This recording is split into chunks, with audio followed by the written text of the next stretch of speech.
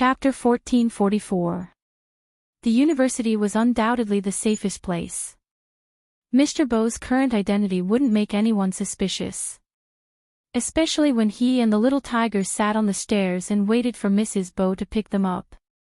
One big and one small, both holding a bag of yogurt in their mouths. The little tiger wagged her tail. "Dad, I want to eat chicken wings." "Lord Joe, you have to change your habit of eating right after waking up." Mr. Bow yawned and said lazily, "Roll around later and my wife will bring you to eat." The little tiger felt that she should educate a certain adult.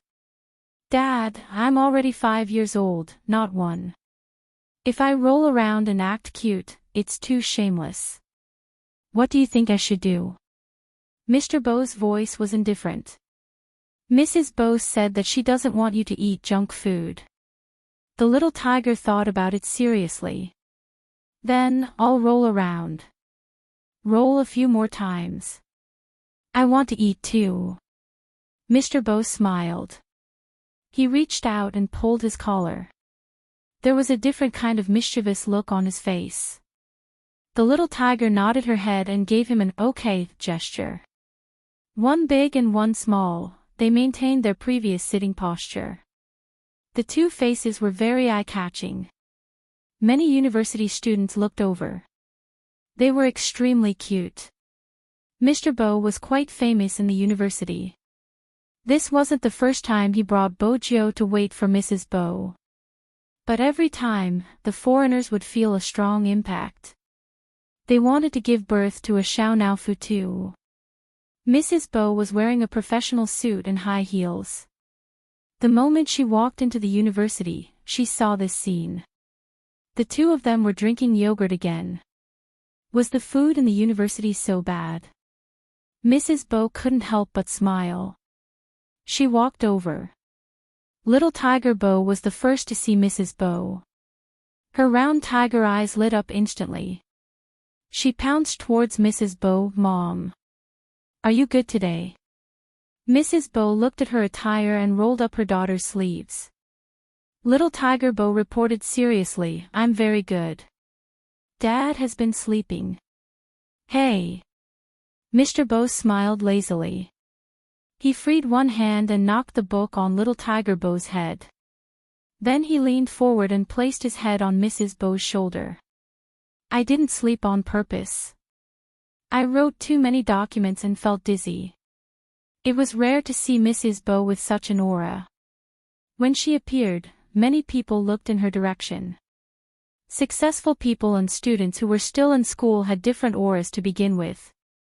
The more it was like this, the easier it was to prove that the extremely handsome PhD student was actually a sugar daddy of some female entrepreneur. Many hot girls and new students felt that it was a pity. He really couldn't understand why he had to find someone older than him. Of course, the man's appearance was impeccable. He looked no different from them in terms of age. Due to the nurturing of her temperament, she gave off the feeling of an iceberg beauty for no reason, but it was different from that. Because when she was wearing a professional suit, the feeling of a superior was not only that of a beauty, but also an indescribable sense of coldness and abstinence. "Why are you feeling dizzy all of a sudden?"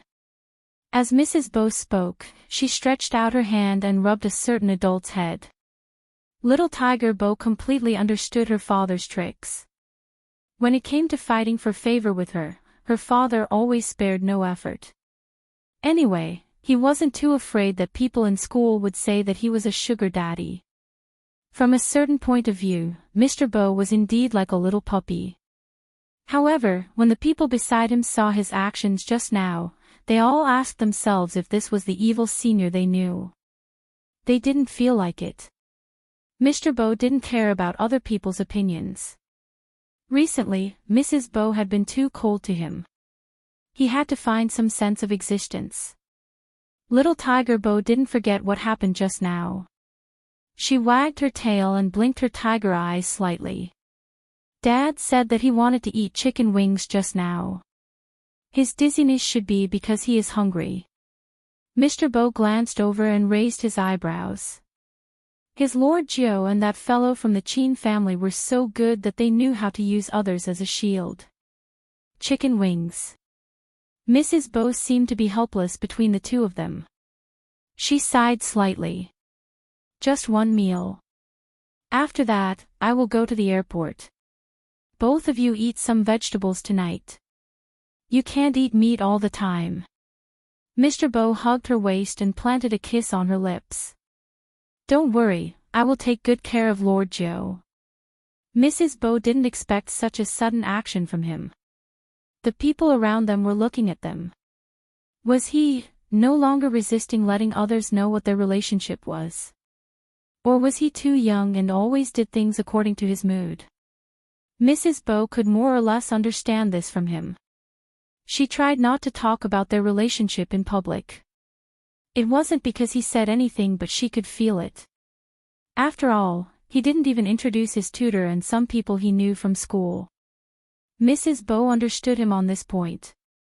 It was probably strange. They had been married for so many years. She would still care about such things occasionally. It was fine this time. The last time she came to pick him up alone, she saw a girl asking him out. He rejected her. That girl said, "You can't always live off a woman like this." Mrs. Bow knew about a man's pride, so she chose not to appear.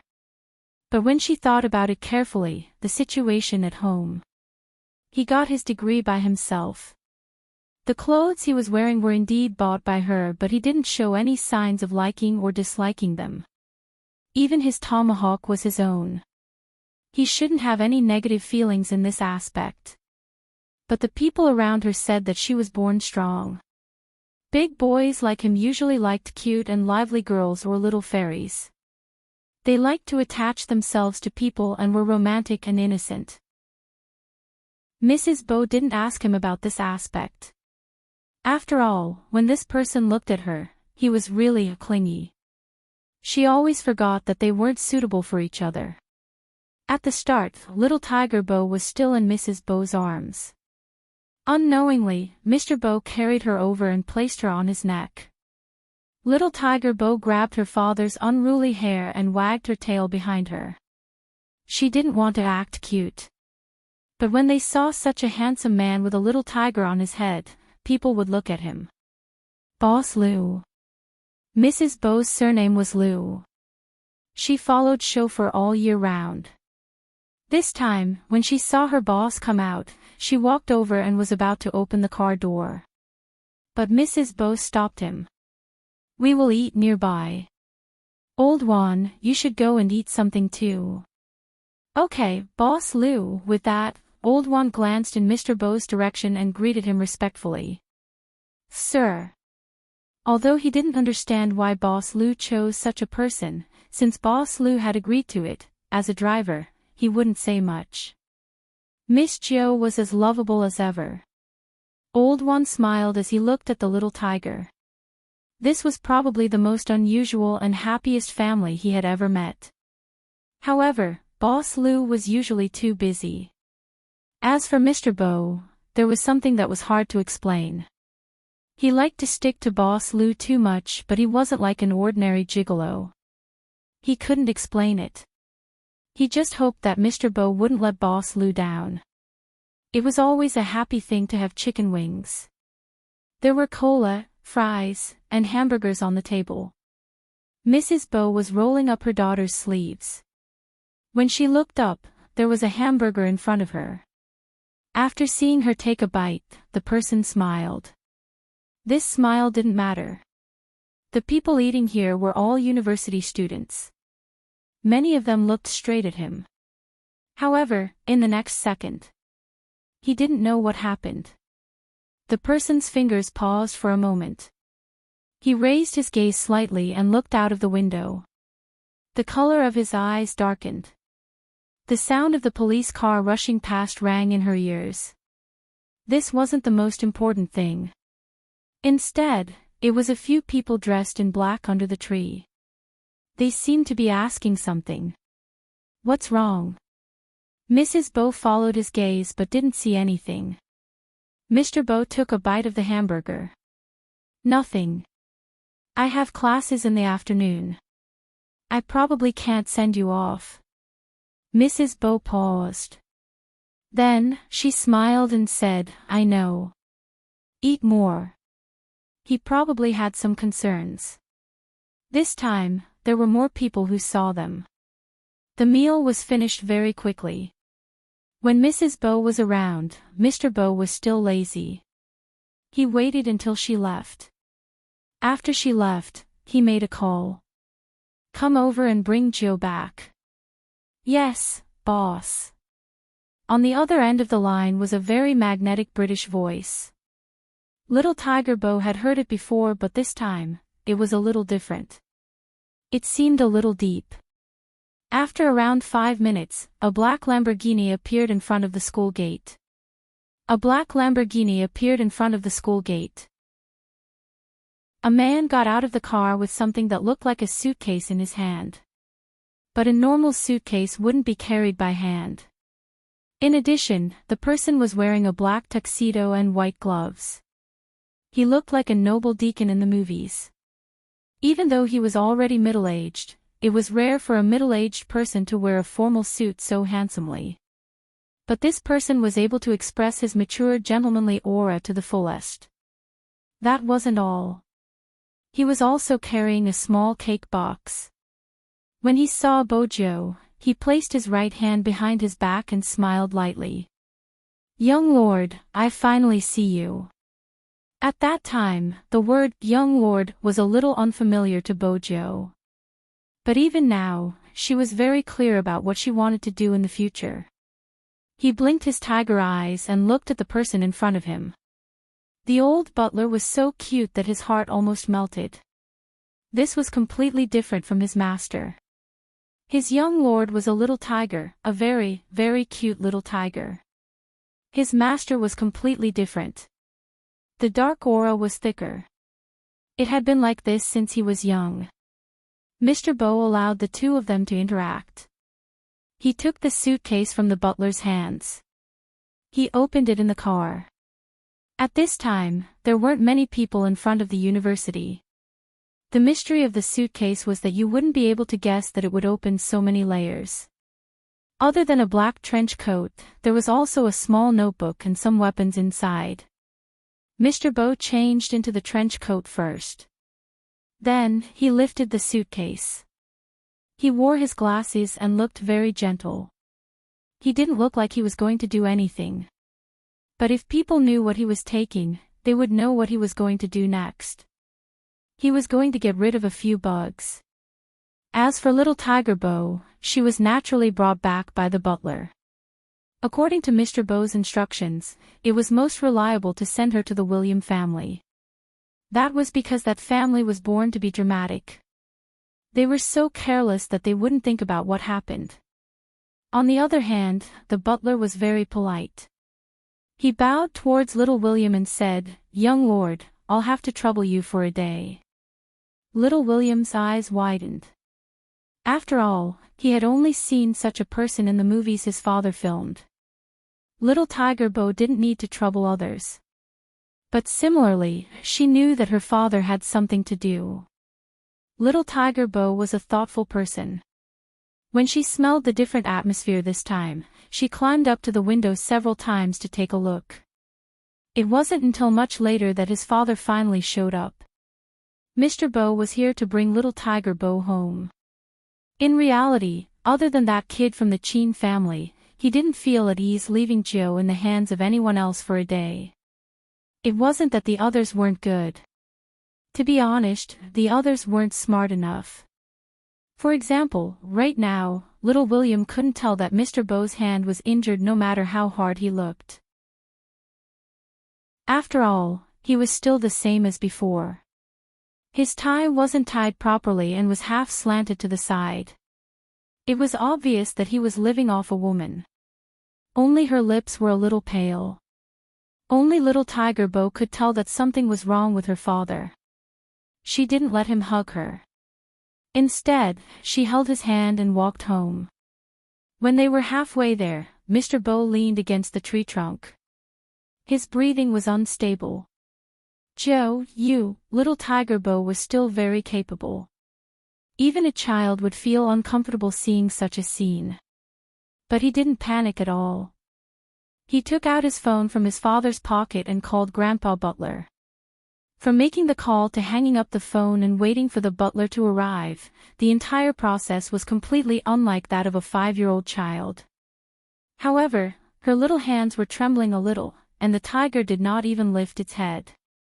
After Grandpa Butler rushed over, he started to treat his master's injuries. The hand injury was easy to deal with, but the bullet in his shoulder had to be taken out. This was how his master was able to walk all the way and still take the time to call his madam. He smiled gently. "Lord Joe. She is downstairs, playing with her little keyboard. Don't worry, I will take good care of her." After hanging up the phone, his breath leaked out. The temperature was a little high. Grandpa Butler prescribed a lot of medicine. After treating the wound, he said, "It's all thanks to young Lord's timely call." Mr. Bo leaned against the wall. One of his shoulders was wrapped in bandages. His long and narrow eyes were tilted upwards. He had the aura of a king that he didn't have in front of others. "That's why I said that she is very suitable to take over my position, both technically and psychologically." Words to the readers: this book is participating in the QQ reading event. As long as the readers have tipped, they can participate in the lucky draw. There are many prizes. Everyone, please leave more comments and participate. I wish everyone a big prize. The prizes are as follows: 1. Reading points/book coins. 2. Author discount coupon/book discount coupon. Chapter 1445. Downstairs. Little Tiger Bo was tapping on her keyboard. She was trying to use her computer to contact Momo. But when she went into the chat tool, she looked at the time on the monitor. The sky in China wasn't bright yet. Momo was definitely sleeping. Little Tiger Bo paused and scratched her face. Then she looked up and glanced at the second floor. Recently, her father had been more mysterious than before. She didn't know what happened. If Momo was here, he could help her analyze it. Momo seemed to know everything. Little Tiger Bo hugged her little keyboard. She glanced at the gray profile picture again. Her tiger tail drooped and she couldn't help but mutter, "Momo, I miss you." At that time, Bojo was still young. She spoke in a childish voice, which was very likable. It would make people forget all the mischief she had done when she was naughty. Chin Mo had asked himself this before. What was so good about that person? He couldn't say it. But he couldn't find another person like that person. But there seemed to be something buried in his heart and he couldn't take it out. But even if he was half a world away, that person's shadow would still appear in front of his eyes. In China, there were many gatherings and rules after the Chinese New Year. It was especially so for aristocratic families like the Yin family and the Qin family. Hence, when the Chinese New Year arrived, Chin Mo had to go to many places. He would visit every old general in the courtyard. In the north, this was called New Year greeting. The Qin family had always been conservative. They always valued Chinese etiquette. But this year, when Chin Mo was greeting them, he was obviously distracted. When he saw the children there, he would pause for a moment. There were always fights in the courtyard. It was the kind of fight between boys. In the past, when they saw Chin Mo, they would automatically restrain themselves. After all the children in the courtyard knew that Chin Mo might look like a gentle little prince, but when he fought, it was really painful. But today, when they saw them gathering here, he acted as though he didn't see it. What was going on? The children couldn't understand. A little girl called the Brother Mo came over. Chin Mo didn't turn back. This was really not in line with his usual etiquette. Just when all the children noticed that Chin Mo was different, Chin Mo's eyes lit up. When Chin Mo saw these people, he kept wondering what the little tiger was doing. Did she not eat properly again? It should be impossible. When he left, he had told her to go to his room to get snacks if she was hungry. It was just that the phone at home rarely rang. Because of this, he specifically told Aunt Zhang that if there was a call, she had to tell him no matter what. There was no movement on the internet either. Although he did not want to admit it. But there was a thought that was getting stronger and stronger. Worried about the time he was away. A certain someone had forgotten about him while playing. After all, she loved to play. Little Tiger Bo really wanted to play with someone for a while. But this wasn't the reason why she agreed to go out with Little William.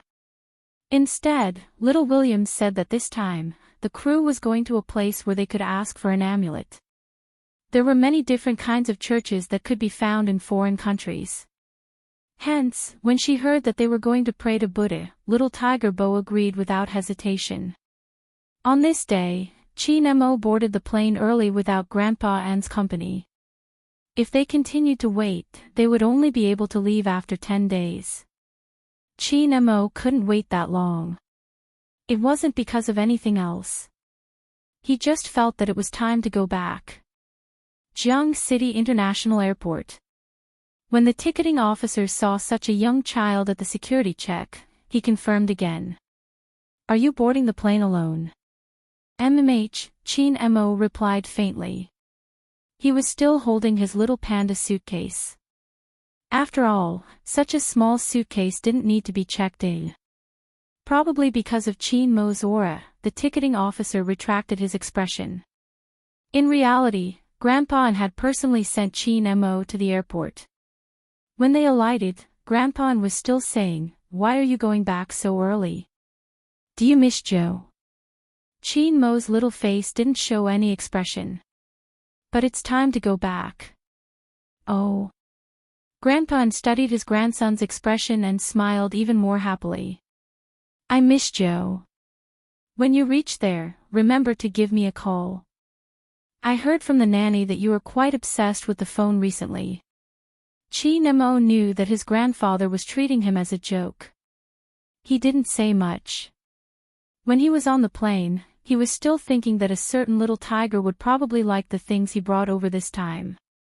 They were all delicious Chinese New Year goods. Preserved beef, ham and some snacks. When the old generals in the courtyard heard that little Chin Mo wanted these things, they were all surprised. Little Chin Mo was usually a little ice cube. He wasn't picky when it came to his upbringing and manners. However, compared to their grandchildren, he matured too early and didn't eat these things at all. This time, they didn't know what was going on. He even got someone to bring 3 big bags of fried dough twists from Jinwei. Not to mention the local snack of Jiang City, donkey rolling. He bought at least 5 boxes. It was indeed a festive atmosphere. But who was he going to feed these things? No one knew. After all, Chin Mo had already boarded the plane. On the other side of the ocean. Little William was happy. He had long heard that the little demon from the east wouldn't be back for a while. This way, he wouldn't feel pressured when interacting with Joe. He wasn't afraid of the little demon. Yes, he wasn't afraid at all. "What are you doing?" Bo Joe couldn't understand why William was walking around. Little William coughed lightly. "Nothing." So he really wasn't around. "That's good, I felt that you heaved a sigh of relief just now," Bo Joe said in a tiger's voice when she faced Little William. "Little William, no, I didn't. Let's not talk about this. Joe, we have to leave quickly." "Okay." Little Tiger Bo wasn't wearing her tiger pajamas. Instead, she was wearing a taekwondo uniform. The black belt was very eye-catching. This was also the reason why Little William didn't dare to touch Bo Joe. However, he was also very puzzled. Why didn't Jo show her skills in front of the little demon? When he thought about this, little William couldn't hold it in anymore. He asked what was on his mind. Bojo sized him up from head to toe before saying, "Momo isn't like you. Momo is good-looking and gentle. He gets shy easily. If I use force, I will scare him. Little William. When you beat me up until my face is swollen, you never considered that you would scare me. Also, look at my eyes. They are blue. Don't you Asians like eyes that are like the sea?" As expected, his daddy was lying to him. Jo was completely different from those actors who came overseas to develop their careers. This wasn't the first time little William's heart felt stifled. Fortunately, this child's self-healing ability was good. In less than 10 minutes, he started to call Jo his brother again. Every time Bojo came to this kind of production, she would help little William settle some trouble. Little William didn't like people trying to get close to him because of his father. But because of his personality, he couldn't say anything. Usually, Jo would stand there and look at those people. She would ask them if they wanted to go and play. Then, she would solve the problem perfectly. It was the same this time. The difference was that little William was still playing around. Although he was very interested in the Eastern faith, he was also in awe of it. But he didn't seem to have any requests. On the other hand, Bojo ran here and there. She didn't seem to care about the sweat on her face. She was really like a little tiger. She knelt on the horsetail whisk mat seriously. Her small hands were clasped together. Her round eyes didn't blink. It was rare for such a young child to be able to do this. Unless she was a little monk in a temple. She was probably too young. An old monk wearing a robe walked over and chanted, "Amitabha." He had seen countless people, but he had rarely seen such a fate. Her murderous aura filled the sky, but she had a Buddhist fate. What kind of fate was this? Bojo probably heard this voice. She tilted her head and blinked her eyes at him like a little tiger. "Master." The old monk was stunned when he saw her. His gaze landed on the tear mole at the corner of her eye. He couldn't help but stretch out his hand, wanting to touch the child's head. Little Tiger Bo was still kneeling there. Her small face was very serious. "Master, I want to ask for 2 protective amulets." "2?" the old monk asked. "For yourself. Little almsgiver, if you ask for too many protective amulets, they won't work." Little Tiger Bo shook her head. "I don't want it for myself. One is for my parents and the other is for Momo. I hope that they can be safe. Master, I only have this one wish." "Isn't it working?" The old monk looked into her eyes. After a long time, he said, "You can make other wishes. You don't have to ask for your parents. Blessings can be given to others. Why not yourself? It's my good fortune that Momo is safe and sound." Little Tiger Bo's eyes were very big. They gave people a furry feeling. Even though it was a life of misfortune.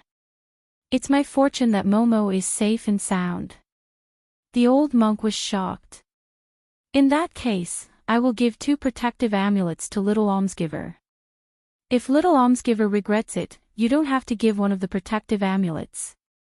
When little Tiger Bo received the 2 protective amulets, her eyes lit up. "I won't regret it. Thank you, Master." After she finished speaking, she even bowed to him. The old monk stood there and chanted Amitabha again. He only retracted his gaze when the small voice could no longer be heard. Should he say that children were all sincere? That was why he said such words. However, how much did a person value another person in order to treat that person's safety as his own blessing? The old monk looked up at the Buddha statue in the middle. A novice monk came over to invite him to the front hall. He said that all the believers were here. The old monk waved his hand. Today's grace has been given out. Ask the benefactors to come next month. Given out. The novice monk scratched the back of his head. When did he give it out? Didn't his master just come out? Moreover, he could give 3 people a month. This was what his master had promised. Why did he push it to next month the moment he came out? The novice monk didn't understand. Master, if you give out the grace, there are still 2 people left. No. The old monk reached out and touched his disciple's head. Go. Tell me the truth. The novice monk replied, yes. He didn't understand who was lucky enough to get 3 sets of grace from his master. After all, the grace given by his master was always effective. This was also the reason why so many people came here. Hence, people only knew that Qin Mo rode in the amulet. He said that his wish was for the little tiger to live a peaceful and happy life. They didn't know what Bojo got for him. Little William didn't look over.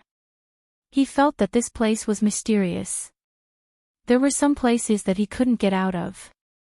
It didn't look like the buildings and specifications of their foreign countries.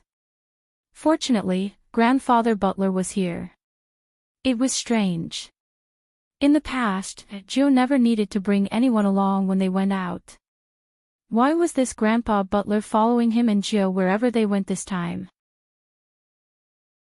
Fortunately, it didn't affect their play.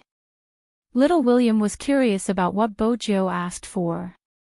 Joe, go and pay your respects to the Eastern gods. What did you ask for? They said that you can shake the Buddha. I can't remember what the Buddha is. Anyway, you can ask for a marriage. I already have Momo. I don't need to ask for a marriage. The only flaw was that Momo still hadn't agreed to sell her to be her pet. Little William's lips froze on the spot. Joe, did you consider my feelings when you said that? Obviously, there was none. The 2 children ate ice cream together. With Grandfather Butler following them, Little William experienced what it felt like to have a mouth that didn't have time to stop. There was always delicious food for them to eat. Also, there wasn't a fixed time. Hence, they played a little late. Qin Mo landed at 1 p.m. There was a driver arranged by Old Master and at the airport. It wasn't important who would bring him back. After all, a certain little tiger was so young. It wasn't possible for her to come and fetch him. Also, until now, she didn't know that he was coming back. Qin Mo looked at the big and small bags on the back seat. He used his brain a little and he could imagine the expression on the little tiger's face when she saw him and the pile of snacks. She would definitely pounce on him, hug his waist and say that she missed him. He knew a certain someone's routine very well. With that in mind, Qin Mo tilted his head, the corners of his lips curving upwards. The driver looked at the rearview mirror in confusion. Young master, why are you smiling? Is there something interesting happening outside? There wasn't any. They were on a long bridge and there were cars everywhere. Then, why was young master smiling? Of course, Qin Mo wouldn't say that he couldn't help but smile when he thought of a certain little tiger. He just tilted his head and said faintly, nothing. But as he got closer, he couldn't help but smile. It was faint and faint. He was about to see a certain little tiger. At this time, she should still be doing her mission. Chapter 1446. There was no response. Was it because she was too serious about her mission? Qin Mo thought that a certain little tiger might be wearing earphones. He looked up and glanced at the balcony that connected the 2 houses. Wearing a down jacket, he did something he had never done before. He learned from a certain little tiger and climbed over the wall. He probably wasn't familiar with her. When someone like Qin Mo climbed over the wall, he gave off a feeling that it didn't match his temperament. When the young golden-haired butler came back, he saw this scene.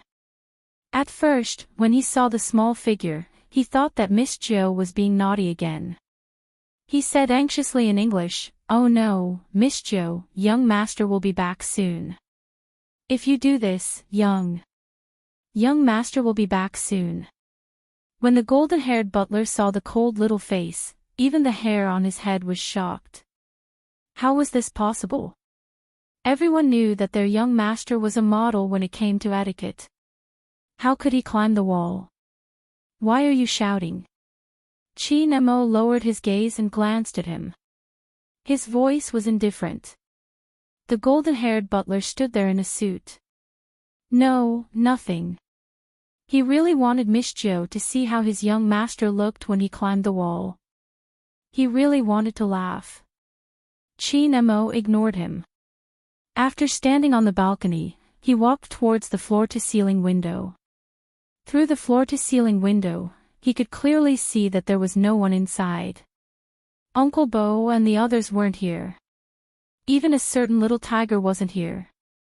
The room wasn't that messy. Suddenly, it was so clean. It seemed as though the owner hadn't come back. Of course, at that time, Chi Nemo didn't have the inhuman ability to speculate as he grew up. After all, he was still a child. But the feeling was right. Chi Nemo looked in a certain direction through the floor-to-ceiling window. A certain little tiger should have been sitting there. Her little claws were tapping on the keyboard. She must have scratched her face from time to time because she didn't know how to roll up her sleeves. However, she looked as though she was the most serious. Otherwise, she would lie at the side and grab snacks to eat. If he hadn't asked her to sit on the chair, she would have been naughty forever. Chi Nemo didn't think that the room would be so empty without the little tiger that was crawling back and forth. Downstairs, the golden-haired butler looked at the back of the little figure standing on the balcony. He didn't understand why. From his angle, his young master's face seemed a little disappointed. He didn't wait for him to see clearly. Chi Nemo slid down the wall. What was going on with the Bo family recently? He didn't know if it was because he was too serious about this problem, or if he didn't have any experience in climbing walls. When Chi Nemo came down, he accidentally cut his hand. The young golden-haired butler exclaimed and hurriedly ran over. "Young master, are you all right?" "I just wiped my hand. What can happen? Let's go back first." Chi Nemo tilted his head and glanced at the back of his hand. His face was as calm as ever. He was still wearing the small black down jacket. Chi Nemo really didn't expect that the little tiger wouldn't be around at this time. It wasn't because of what her grandfather had said, but because he missed her. How could he be so childish? Once again, Chi Nemo denied his grandfather's words. However, his eyes turned to look behind him. He bought her so many things. I wanted her to see it sooner. That was why he didn't even go home and went straight to the Bo family's house. Chapter 1447. The golden-haired butler felt a little disappointed. His young master felt a little disappointed. Was it because of the huge difference between Chinese and Western culture? He couldn't find a better adjective. Or was it because Miss Jo wasn't by his young master's side today? That was why he felt that the tall and straight-back view was different from other times. It made sense. Usually, at this time. What was his young master doing? He was either helping Miss Jo to roll up her clothes or helping her to put on a scarf. He would even put on a hat so that Miss Jo wouldn't see the road. He wanted her to not be so naughty and obediently let his young master hold her hand and walk. But today, his young master didn't do any of these. When he walked forward, he felt a little lonely. He couldn't remember the Chinese saying. Anyway, it was just a lonely shadow. At this moment, a car light suddenly shone over. At this moment, Chi Nemo realized that the sky had turned dark. He turned his head and saw that the car was parked in front of the Bo family's house. But that car didn't belong to the Bo family. Just as Chin Mo furrowed his brows, the car door was suddenly pushed open. The car door was suddenly pushed open and a little tiger jumped out. She shouted, "Momo, Momo." She pounced towards his direction. Because she was too happy, little Tiger Bo forgot to control her strength. She accidentally pushed Chin Mo onto the ground. "Momo, why are you here?" Her big tiger eyes were round and black. She couldn't hide the joy in her eyes. Chin Mo didn't correct her about her strength. This was the first time he didn't tell little Bojo not to pounce on him so easily. Instead, he turned his head and placed his hand on her waist. He probably wanted to enjoy this reunion after a long time. That was why he wanted them to be closer. But he didn't want others to see his emotions. Thus, he buried his head on the little tiger's shoulder. His voice was calm. "I'm back." This was the first time little Tiger Bo saw her little princess Chin being so proactive and a little shy. She happily took out the amulet she had begged from Master. Without thinking, she pulled a red string and put it around his neck. "Momo, a present for you." Chin Mo replied, "MMH." His voice didn't sound like anything. But the young golden-haired butler could see the slight difference when he looked at him. The smile on his young master's face was too obvious. Was he that happy? Also, don't think that young Master Zen is nothing. Except for the things that Miss Jiao gave him, he would accept them. If anyone else offered it to him, he would politely reject it. As long as the person who gave the gift was Miss Jiao. Whether it was a small stone, a wild mushroom, or that huge piggy bank. This kind of inconspicuous thing was placed in the most conspicuous place in the room by the young master. It was impossible for others to touch it. On the other hand, the young master loved it when people asked him questions like, "Where did you buy this tiger piggy bank? It's rare to see such a big one." The young master would always reply lightly, "A certain little tiger gave it to me." In fact, the corners of his mouth were curling up slightly. At that time, the young butler inexplicably understood why the young master would place these things in the most conspicuous place. He was clearly showing off. Now, it seemed that the young master had one more thing to show off. The two little people hugged each other on the ground for a long time. Little Tiger Bo was still instructing, "Momo, the amulet can't leave your body. If not, it won't work. Momo, you must listen to me. MMH, listen to me." At the end of her sentence, little Tiger Bo stretched out her hand and touched Chin Mo's head. Grandfather Butler wasn't around. Besides the driver and the bodyguard, there was another person in the car. It was little William. He always felt that Jiao had a special characteristic. It was that after seeing that little demon from the east, she would automatically block everyone around her. Little William followed them and called Bojo. Then, he said, "Jiao, let's meet at another place tomorrow. If Uncle Bo doesn't come back today, come to my house and sleep."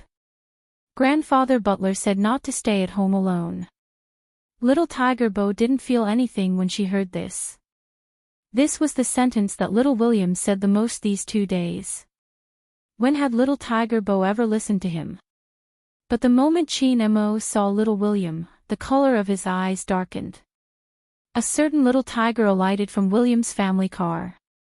Also, sleep, sleep. This was the first time Chin Mo felt a huge rock pressing on his chest. Angry. Disappointed. Angry. Probably all of them. That was why Chin Mo couldn't control himself. Before little William could say anything, he pulled little Tiger Bo up from his body. He ignored everyone and pulled her wrist directly into the Anne's house. He couldn't control his strength. But Chin Mo didn't understand. She was the one who was pulled up by brute force. Why was he the one who felt his fingers hurting? The place where he got scratched when he climbed over the wall just now seemed to be on fire. It was burning. It seemed as though something was burning in his chest. He thought that she would listen to him and not go out with anyone else. He admitted that his possessiveness wasn't normal. As an ordinary child, how could she not play with others? But Chin-mo couldn't control his thoughts. For example, he kept thinking that this was the little tiger he was raising. The little tiger should only look at him and play with him. She shouldn't be close to others. He only raised this little tiger. He wasn't interested in other people at all. Since he could do it, a certain little tiger should be able to do it too. But not only did she not listen to him, she even became so intimate with little William. When Chin-mo lowered his gaze, he tried to calm his emotions but he couldn't. Little Bojo, how many times have I told you? You are a girl. Can't a girl be reserved? Little Tiger Bo's small face was serious. I'm very reserved. You pounce on people whenever you see them. Is that considered being reserved? Chin-mo knew that he was venting his anger but he couldn't control it. Little Tiger Bo's round eyes were a little gray. Momo, if you don't like me like this, I won't pounce on you in the future. This isn't the first time you said this. You even said that you would listen to me obediently. Forget it, why am I telling you this? Little Bojo, I've said it before, if you want to play with others, don't play with me. Bojo's eyes were cold as she looked at Bojo. After he finished speaking, Chin-mo turned and walked towards the stairs. Little Tiger Bo instinctively wanted to hug him. Don't always use this method. Chin-mo tilted his head. His small side profile was handsome and cold. If you want to play with others, then play with them. I don't want to control you anymore. Little Tiger Bo was a little hurt when she heard this. I didn't ask you to control me. You are too strict. I'm just mischievous. I didn't do anything bad. When Chin-mo heard this, he didn't say anything else. He went upstairs directly. The young golden-haired butler was a little dumbfounded when he saw this. After all, he had never seen these two little people quarrel. Miss Jo and his young master were so close that people would think that they were biological siblings. After all, when his young master treated Miss Jo, he always spoiled her. Hence, no matter what Miss Jo did, he never got angry. At most, he would frown and lower his gaze to clean up Miss Jo. Miss Jo, on the other hand, liked to give gifts to his young master. She always acted like she wanted to take care of him. In this house, Miss Jo was the one who poured water and brought fruits. This was the first time the two of them quarreled. The young golden-haired butler wanted to say something. Little Tiger Bo couldn't take it anymore. She stood there, not being stubborn anymore. Her little head was lowered. No one knew what she was thinking about. Then she lifted the little keyboard and walked out of the door. She was listless the entire time. She also wondered if she was being too passionate at times. But she thought that Momo liked it. If not, Momo wouldn't allow her to fool around. She knew that she was mischievous. But she had been controlled for so long. How could he just ignore her when he said so? Couldn't he be more trustworthy? Little Tiger Bo was so angry that she threw the little keyboard in her hands. She didn't want it anymore. But the moment she threw it, she remembered the scene of that person dismantling the little keyboard and reassembling it. She ran back and picked up the little keyboard on the ground. When Mr. Bo saw this scene, he pushed his motorcycle up and lifted his helmet. He whistled in a very cool manner and said lazily, "Who made my Lord Joe angry? I don't want to play with little princess anymore. He doesn't like me at all." Little Tiger Bo hugged the little keyboard. Her lips were pressed into a line. Before Mr. Bo could say anything, Little Tiger Bo opened her mouth again. Little Tiger Bo opened her mouth again. "Dad, can I kidnap little Princess Chin? He won't like me anyway. After I kidnap him, he might fall in love with me after some time. Mr. Bo tilted his helmet and knocked little Tiger Bo's head. If you want your dad to be wanted by the entire world, kidnap your little princess. What should I do? Sigh, I'm so frustrated. Little Tiger Bo tilted her head and lowered her voice. I haven't seen Momo for a long time. But Momo said that I shouldn't be reserved and that I shouldn't keep pouncing on people. Mr. Bo, who was used to being his daughter's relationship counselor, agreed with her. His voice was still casual. He wore a leather jacket and jeans, looking very cool. You really shouldn't be so proactive. You should keep that little ice block from the Chin family hanging. Don't say bad things about Momo. Little Tiger Bo was still very protective of her child. I should be the one saying it. Mr. Bo. Was this daughter his biological daughter? All right, Lord Joe, let's talk tomorrow. Mr. Bo reached out and picked up the little tiger. He placed her on his neck. Let's go home and sleep. MMH, little Tiger Bo replied. Then, she seemed to have thought of something. She grabbed her father's hair with one hand and took out another amulet from the pocket of her jacket with the other hand. Dad. Mr. Bo, I refuse to listen to you praising your little princess anymore. Chapter 1448. Little Tiger Bo widened her eyes. She had a serious expression on her face. I praise my little princess because he is too good. For example, he knows things that Dad doesn't know. Mom says that he has a scholarly aura. He isn't like Dad who can't pretend no matter how hard he tries. Not only does he feed me, but he also tells me stories before I sleep and teaches me how to write. Dad, you don't know how to write. In the yard surrounded by white fences, Mr. Bo threw his motorcycle into the yard casually. He didn't seem like an adult at all. Lord Joe is too much. What do you mean by pretending? I'm a PhD student, understand? I bought it. Little Tiger Bo sat on his neck and grabbed his hair. She glanced down. Dad, don't talk about this anymore. I want my face too. After all, Mom always says that I'm like you. Mr. Bo yawned and smiled devilishly. Isn't it good to be like me? That little ice block from the Chin family probably doesn't even know how to climb over a wall. How boring. Little Tiger Bo blinked. Momo wouldn't do something like climbing over a wall. Is that so? Mr. Bo tapped the black cutter on his wrist. It projected a scene of a little ice block climbing over a wall. There was a surveillance camera in front of the Bo family's house. This was why Mr. Bo could go out and do some things without worry even if there was no one at home. It was because it could be monitored 24 hours a day. After little Tiger Bo saw the scene, she made a decision in her heart. She definitely wouldn't let her little princess climb over a wall in the future. It was too dangerous. After being interrupted by Mr. Bo, little Tiger Bo almost forgot to give him her amulet. Fortunately, after she changed into her pajamas, she remembered it and ran to the room next door.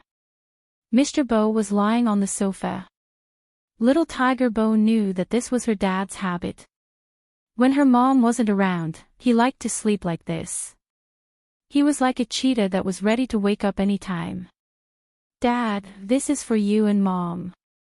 Little Tiger Bo placed the amulet in Mr. Bo's palm.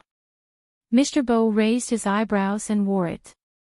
He wasn't superstitious, but the Bo family did have this origin. There was one thing that was true. Joe was too suitable to take over his job. Even if this path was difficult. But that seemed to be the case. Some people were destined to bear the responsibility the moment they were born. Mr. Bo leaned on the sofa. If Joe was a sweet princess who didn't know anything, perhaps he would use all his strength to make her continue to not know anything. However, their Lord Joe had always been interested in small keyboards and was very smart. Most of all, she loved it. Mr. Bo stood up. His gaze was deep. Because of this figure, Chin Mo gave up on the idea of asking the butler to call little Tiger Bo back. The Bo family had an adult. It seemed that he had no reason to worry about a certain someone. Chin Mo tilted his head and glanced at his hand. He thought she would be the first to notice his injury. But he didn't. Looking at the snacks they brought back from China, Chin Mo's eyes deepened. He reached out to turn off the lights in the bedroom. He didn't want to treat his wounds, and he didn't even want to sleep. It was probably because he was still jet-lagged. Through the moonlight, Chin Mo looked like a little prince lying on the bed. There didn't seem to be anything out of the ordinary. In fact, he had already opened his eyes when he reached out his hand to touch a certain small heater. Why did I come back so early? As soon as this thought appeared, it never stopped. Some things, we wanted to go this way. But the world was always unpredictable. There were too many things that were out of his expectations. This was the first time the young Chin Mo knew what insomnia was. But due to his upbringing and etiquette, he wouldn't toss and turn over. He just looked at the seat beside him. A certain little tiger's liking was probably different from his liking. His liking was to monopolize a person. But she wasn't. If that was the case, everything was meaningless. Based on his personality, he should have done this. But when he wanted to raise a little tiger too much, it didn't matter whether it was his personality or not. Since she was still young and didn't understand the difference. Then he would teach her slowly. After thinking through this matter, Chin Mo decided to give a certain little tiger the cold shoulder tomorrow. She was always disobedient. Of course, if a certain little tiger took the initiative to come and reconcile with him tomorrow, he couldn't be too cold and he couldn't vent his anger on her. Even if he really lost his rationality after hearing what William said. But as long as a certain little tiger took the initiative to come and reconcile with him, it didn't matter. The night gradually darkened. At that time, no one would have thought of it. Some things weren't done in time. In the future, they might regret it. Unknowingly, fog started to appear outside. The suitcase that Mr. Bo carried over suddenly rang. This made him, who hadn't slept soundly, open his eyes suddenly. There was a tracking setting inside. Once it locked onto the target, it would make a sound. Without any delay, he unlocked the small suitcase. When he opened it, there was a screen. There was something that looked like a keyboard below. His slender and fair fingers just tapped on it twice. The ordinary screen was changed. It was changed to the most accurate lock-on route map. He used the buttons on the keyboard to enlarge the map. His face, which had always been handsome and devilish, suddenly paled to the extreme. Mr. Bo, who had always been confident in everything, no longer had that sloppy and lazy attitude. He didn't even wear his jacket. He lifted the suitcase and rushed out of the door. Hearing the sound, little Tiger Bo walked out in a daze. She rubbed her eyes and asked, "Dad, where are you going?" It wasn't that her dad had never gone out at night before. It was just that he had never gone out in such a hurry. Even his back view exuded an indescribable feeling. Hearing little Tiger Bo's voice, the slender figure paused for a moment. Then he turned around and emptied one hand to caress Bojo's head. "I'm going to fetch Madame Bo, Mom." Little Tiger Bo knew that her mom was on a business trip. Didn't she say that she would come back in a few days? But it was good that she could come back early. This way, after her dad had her mom, he would be more restrained. With her mom by her dad's side, he wouldn't do anything too dangerous. Little Bojo would always remember that day. Because on that day, the Bo family had undergone an earth-shattering change. The weather outside was very cold. But Mr. Bo didn't seem to feel it at all. Even though he was riding a motorcycle and didn't wear any protective gear, his side profile didn't reveal any expression. That pair of eyes seemed to be dyed with endless darkness. He had never expected that group of people to appear at that place. The city where Madame Beau was on a business trip. This couldn't be a coincidence. There couldn't be such a coincidence. When the old butler received his master's call, it was in the wee hours of the next day. He had never heard his master's voice like that before. It was cold and emotionless. Bring Jill back to the castle. Then, Madam. The old butler knew that Madam was on a business trip. His master had once said that he wanted to trick Madam back to the castle. He had even thought of a scene where he would suddenly inherit his grandfather's inheritance and asked him to disguise himself as a lawyer. Why did he change his mind now? Mr. Beau stood on the street. There were cars everywhere. The sky wasn't completely bright yet. Sporadic lights filled the entire city. It was also in the wee hours of the morning that a mysterious Asian man carrying a suitcase walked into the most famous gray area in the area. The black trench coat made him look like an Avenger who had climbed out of hell. He was cold and handsome. I will bring her back. The old butler realized that something was wrong. But now, the most important thing was to carry out the mission his master had given him. The fog was still there. It was a vast expanse. Ever since Mr. Beau left, little Tiger Beau had been sleeping on the sofa. When she heard the noise downstairs, little Tiger Beau's ears perked up. Then, she picked up the small keyboard at the side. She thought that a thief had barged in. Little Tiger Beau wanted to activate some of the traps she had made herself. After all, the sky wasn't bright yet. She didn't expect to see Grandfather Butler when she went downstairs. Her tail wagged twice. Her little face was still a little puzzled. Grandfather Butler, why are you here? Young lord. The old butler took a step forward. Like an English gentleman, he said, time is tight. I have to bring you away immediately. Little Tiger Beau instantly sobered up. Now. Now. The old butler scanned the surroundings. Young lord, go and bring 1 or 2 sets of your clothes. I don't need too many. The castle has everything. I need to go underground to clean up some things. Little Tiger Beau saw that Grandfather Butler had gone downstairs. The other things in the room hadn't changed. The clothes on the ground had been burned by Grandfather Butler using a special method. Little Tiger Beau didn't take many things. She had to carry the small keyboard in her arms. The other thing was the set that had been placed in the bedroom. That was taken by Grandfather and for her and Momo. Momo's face hadn't entered the picture. Only a pair of hands could be seen.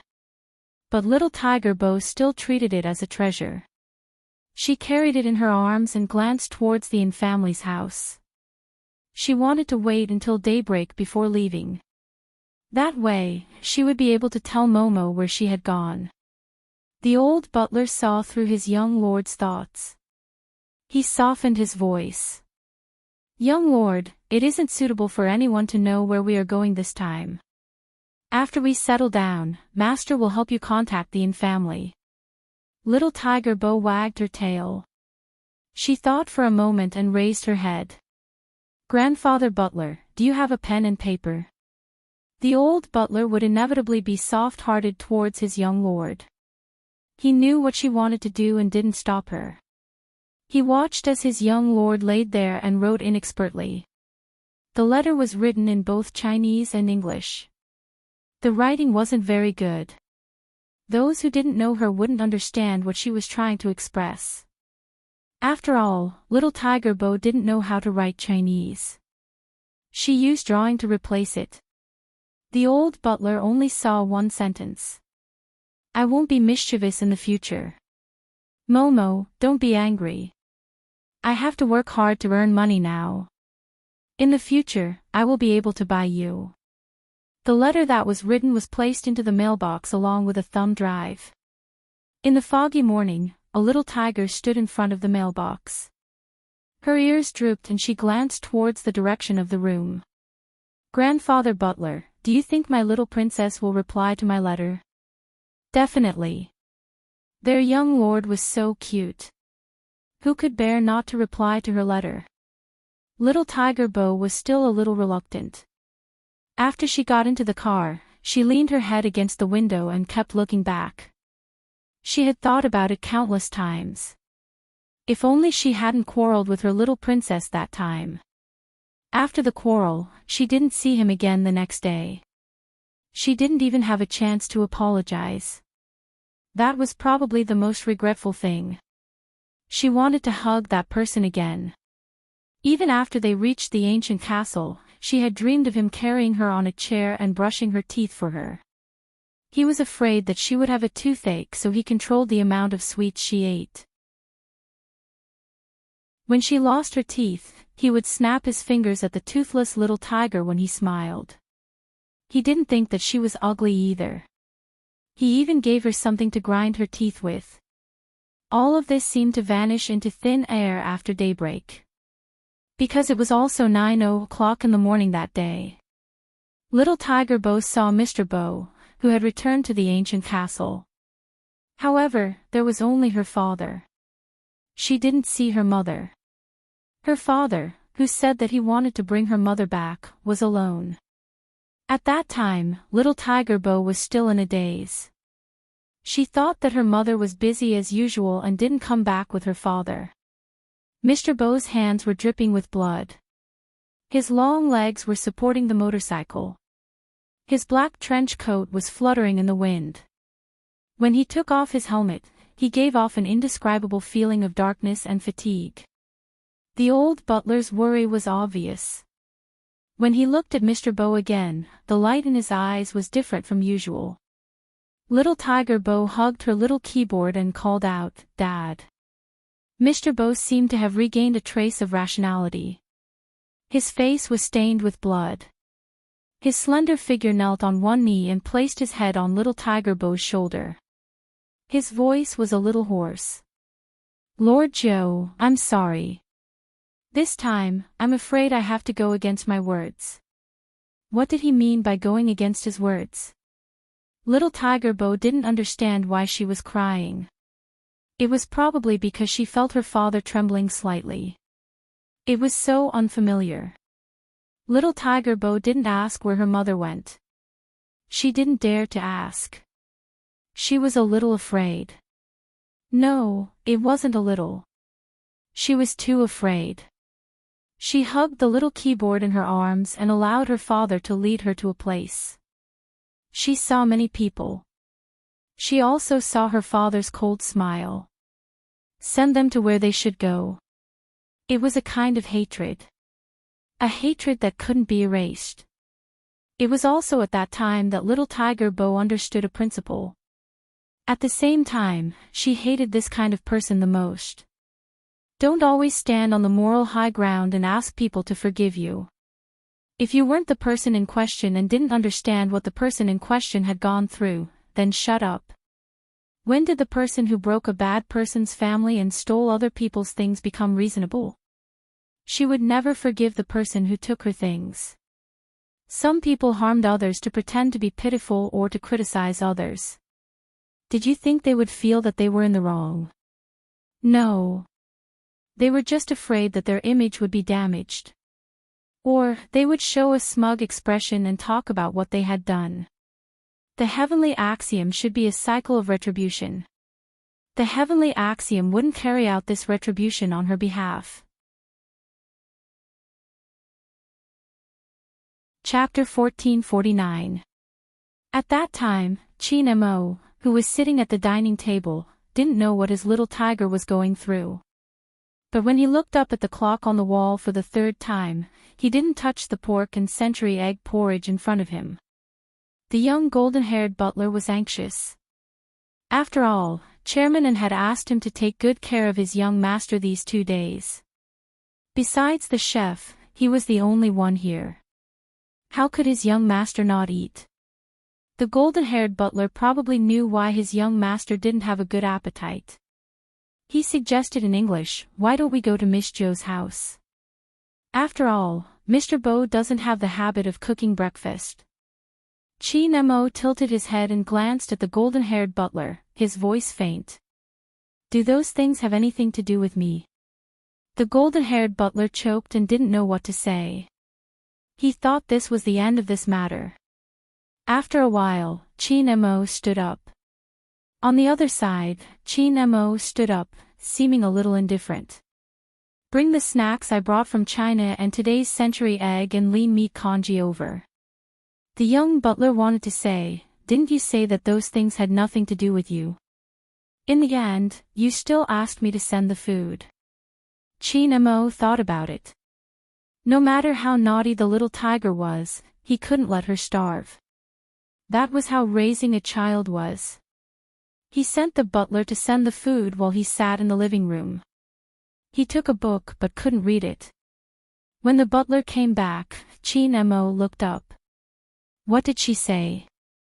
The young golden-haired butler exclaimed and placed the things in his hands in front of him.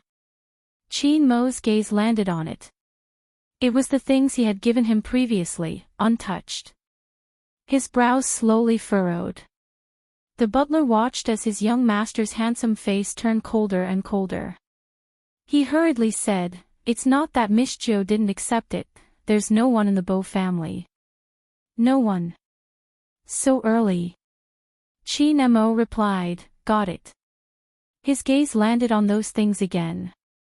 Even the boxed pastries had a shelf life. He had specially found a chef to make the pastries. Plus the time it took to fly over. Chi Nemo lowered his gaze. There were 2 more days. Forget it, he would send it over at night. Even so. On this day, Chi Nemo didn't do anything. He looked like he was reading a book. An entire day had passed but he didn't even flip that page. Not to mention eating. The blonde butler looked at the unmoving steak on the table anxiously. However, there was still no one from the Yin clan. It was finally dusk. Only then did their young master seem to have a soul. He stood up from the sofa and wrapped those things up again. "Go and deliver it again." "Yes," the golden-haired butler answered readily. In less than 2 minutes, he was back. Chi Nemo looked at the things in his hands, his eyes dimming. Still no one. Mr. Bo came back a little late today. He must have taken Miss Jo out to play. I'll send him back at 10 p.m. The young butler was still too naive. Chi Nemo nodded and sat in front of the dining table. Just as he was about to pick up the napkin, he suddenly remembered something and put it down. He hadn't seen the little tiger for 24 hours. If she followed Uncle Bo, what would he bring her to eat? As long as it wasn't junk food, it was fine. After eating it the last time, her stomach had been bulging. He had to rub it for a long time before she stopped feeling uncomfortable and knew to sleep well. In that instant, Chi Nemo thought of many things. Maybe a little later.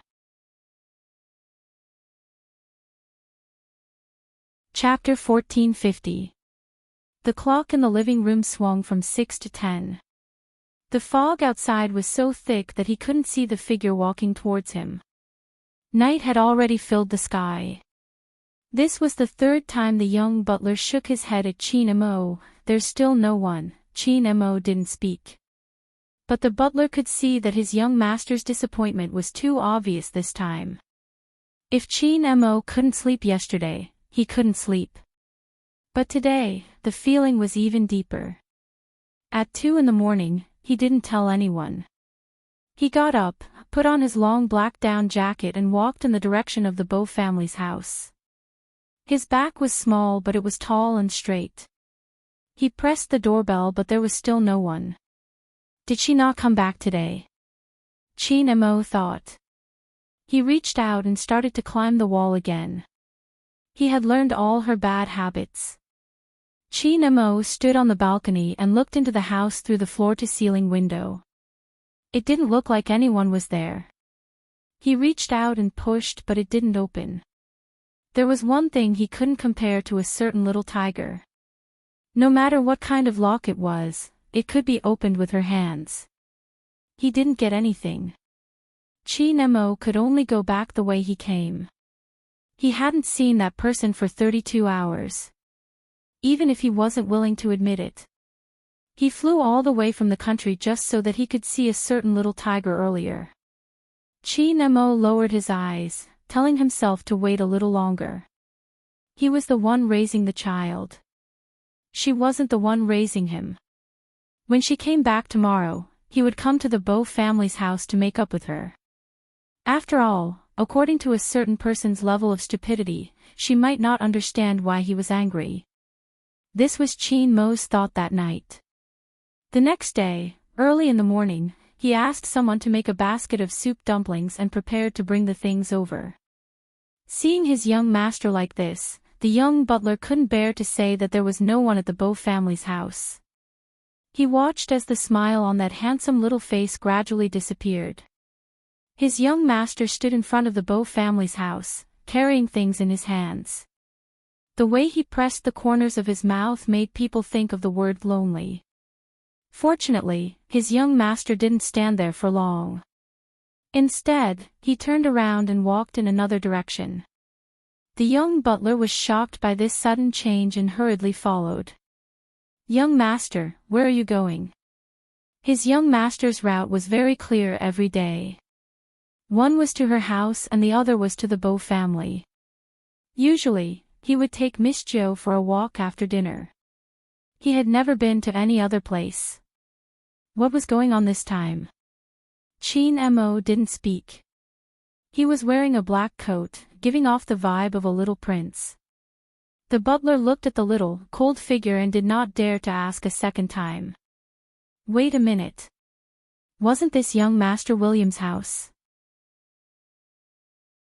Just as this thought rose in the butler's mind, Chi Nemo had already reached out to press the doorbell. This morning, the big William was still hugging the Spider-Man pillow and fantasizing that he was saving the world. In short, he slept like a log. After all, it was still early, and the alarm clock had not yet rung. What he didn't expect was that he would be dragged out of bed. Who was it? Who was so uncultured as to disturb his dreams? After William opened his eyes, he wanted to express his dissatisfaction in an imposing manner. But when he saw a certain handsome and exquisite little face in front of him, he immediately withered. Chapter 1451. William swallowed and tried hard to maintain his dignity. "Why did you come to my house?" Chi Nemo glanced at him and then threw him aside. Little William didn't understand why the other party wasn't speaking. His grandfather walked in and smiled at the two of them. "William has never woken up early." "Chi, you are indeed amazing." Little William watched as the little vixen nodded politely. He was extremely humble. Where was the force he had used to drag him down by the collar just now? This little vixen from the east only knew how to act. Little William was so angry that he didn't know what to say. He could only grab his hair and stand up. Once his grandfather left, the little vixen revealed his true colors. Not only was his voice low, but his little face was also cold as though someone owed him money. "Where is Joe?" "Why are you asking me this question?" Little William felt wronged. "Ever since you came, Joe stopped playing with me. Although she didn't play with me much in the past, don't you know the methods you used?" Chi Nemo looked at him and said faintly, "Stopping Joe from playing with you is considered a method?" "Little William, don't you find it shameless to say it so openly?" "I'll ask you again, where is Joe?" Chi Nemo repeated. The murderous aura made the big William grab his red hair. "Boss Chi, I really don't know." Chi Nemo started to look at that face. He seemed to have thought of something. "Why did Uncle Bo let Joe sleep at your house?" There were many surveillance cameras outside the Bo family's house. There were also some devices that the little tiger had shown him previously. It was very safe. William grabbed his hair again. Boss Chin, can you let me wear a pair of pants first when you ask me questions? Chin Mo raised his eyebrows. William shrugged. His nose was still red. All right, I won't wear it.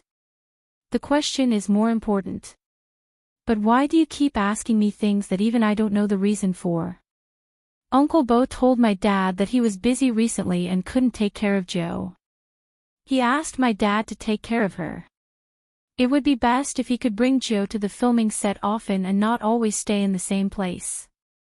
But now that you mention it, I find it strange too.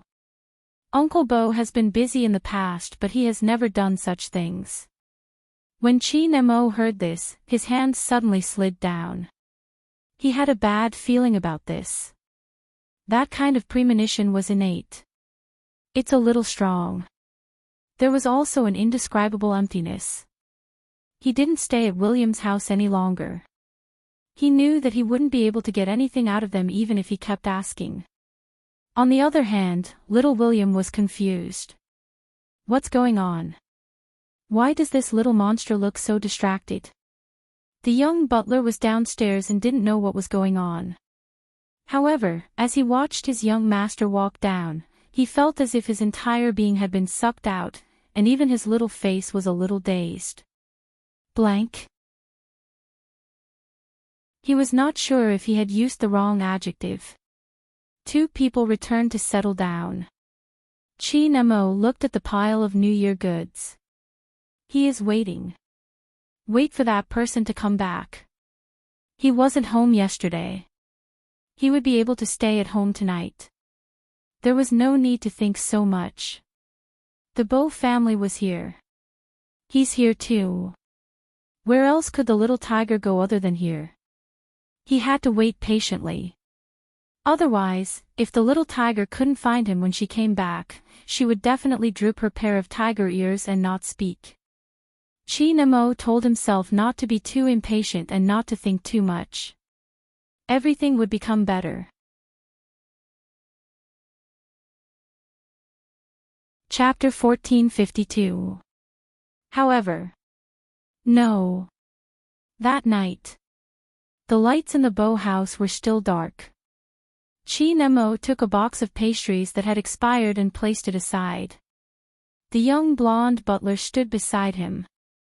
He had been looking for someone, so he didn't even take the newspaper from the mailbox. The atmosphere in the in-house had never been so low. Their young master hadn't eaten for 2 days. The young blonde butler couldn't wait any longer. He called Chairman in. When Chairman in heard the news, he put down his work and planned to rush over. But there was a large meeting on hand that he couldn't push off. Hence, 5 days later, Chairman in flew over. During this period, he had a video call with his grandson. He also understood that if he didn't fly over, something might really happen. Chin Mo was still the same. Nothing could be seen on the surface. Rather than saying that he couldn't see anything, it would be better to say that there was something he didn't want to admit. He had clearly sensed something, but he didn't want to admit it. Children were all like this. They hoped to grab onto a certain hope. In the past, old Master thought that his grandson wouldn't be like this. But when he saw his grandson in front of him, he realized. In front of the person he liked, he was no different from an ordinary child. 5 days passed. The New Year goods that Chin Mo brought back for a certain little tiger couldn't be eaten anymore. He still remembered when he was about to return to China. The little tiger had curled herself into a ball and laid in his luggage. She had opened her eyes wide and asked him if he could check her back. Why didn't he fight for it back then? When Chin Mo asked himself, his lips were a little pale. After Grandpa saw his grandson, he asked the kitchen to prepare dinner before he sighed deeply. I will try to contact your Uncle Bo. His grandfather's return gave Chin Mo some hope. He had been waiting for this day. When old Master called, he couldn't get through. He could only spend money to investigate, but they didn't find anything. The only result was that, unbeknownst to him, the villa next to him had transferred the account to him. When he found out about this, Old Master roughly understood what was going on. The Bow family had left. Something big must have happened. Even Old Master, who had a friendship with Mr. Bow, didn't have the address of the castle. Hence, he couldn't find the Bow family. How to explain it to his grandson was a problem. Old Master had never thought that this would be the end of the story. Ever since his grandson met Joe, he had changed a lot. Perhaps he had changed too much. So much so that when he picked up the game controller to play games instead of reading, he was stunned. Old Master froze for a moment. Because his grandson's back was facing him, the little figure sat on the ground and put down the game controller in his hand. His voice was still indifferent. "Grandfather, I was wrong. I shouldn't be so proud. I know that she only knows how to play with her little keyboard, play games, and write programs. She doesn't know the ways of the world, but I'm still waiting for her to apologize to me. Grandpa, tell Uncle Bo that I know I was wrong. Ask him to return the little tiger. I will take good care of her this time. Even if she is naughty and wants to play with little William next door, I won't care about her. At most, I will break little William's legs." Chapter 1453. No one knew how Old Master felt when he heard his little grandson say, "I was wrong." He knew his grandson better than anyone. It was probably related to his birth. No matter how humble his family was, his pride couldn't be changed. Not to mention that he had been very sensible since he was young. Even if he had done some black-bellied things and was thrown into the army, he had never said the words, "I was wrong." Old Master, who had always doted on his grandson, felt his heart ache. But there was nothing he could do. If the Bow family really disappeared, no one would be able to find them. This was the rule of the underworld. At this moment, Old Master thought of something. Someone was spending a lot of money to buy information about hackers. Could this be related? But no matter what, even if it was related, he couldn't contact them. The family fell into a silence that they had never experienced before. In fact, it was normal. If a certain little tiger had never appeared. Perhaps this was the normal state of the family. After all, Chin Mo only liked to play chess and read books. He didn't want to play with anyone. It wasn't strange that the family was quiet. But that little tiger had appeared. Not just appeared.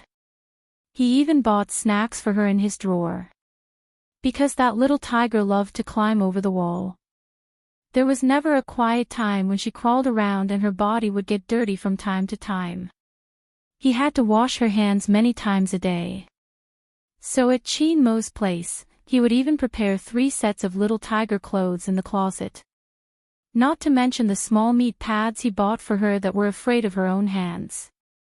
People always said, "When you see something familiar." But there was never that familiar person again. His heart would feel empty. Chin Mo didn't feel empty. He played the games she played, climbed the walls she climbed, and even did something on the 10th day, breaking the window. It turned out that sometimes what was shown in the movies was real. Only by sleeping in the place where she used to be could he close his eyes and wait for dawn. If a certain little tiger was here, she definitely wouldn't have thought that he would do such a thing. Chin Mo glanced out of the window indifferently. His fingers pressed on the pillow that a certain someone often rested on. This state lasted for half a month. Old Master knew that it couldn't go on like this. When he brought his grandson abroad, he hoped that he would be more cheerful. Now he was in this state. Grandpa was really worried that something would happen. But there were some things that were difficult to say. Until 20 days later. During lunch, Grandpa brought up the topic. "Mo, your mom and dad have both gone home. Your dad said he wants to bring you along before he goes to the army." Grandpa thought about it too. If you stay in the army, there will be more people accompanying you. Old Master and only wanted his grandson to have a change of environment. After all, he was still a child. Perhaps he had forgotten something. Not so much. Grandpa was afraid that his grandson wouldn't be able to wait for the little tiger of the Bow family and would fall first. Unexpectedly, that little person put down the knife and fork in his hand, but there was no emotion on his handsome little face. Okay. Grandpa was stunned by that one word. He didn't expect his grandson to agree so quickly. But grandfather, you have to promise me one thing. Chin Mo lowered his voice. Don't sell this place. If she comes back, she won't be able to find it.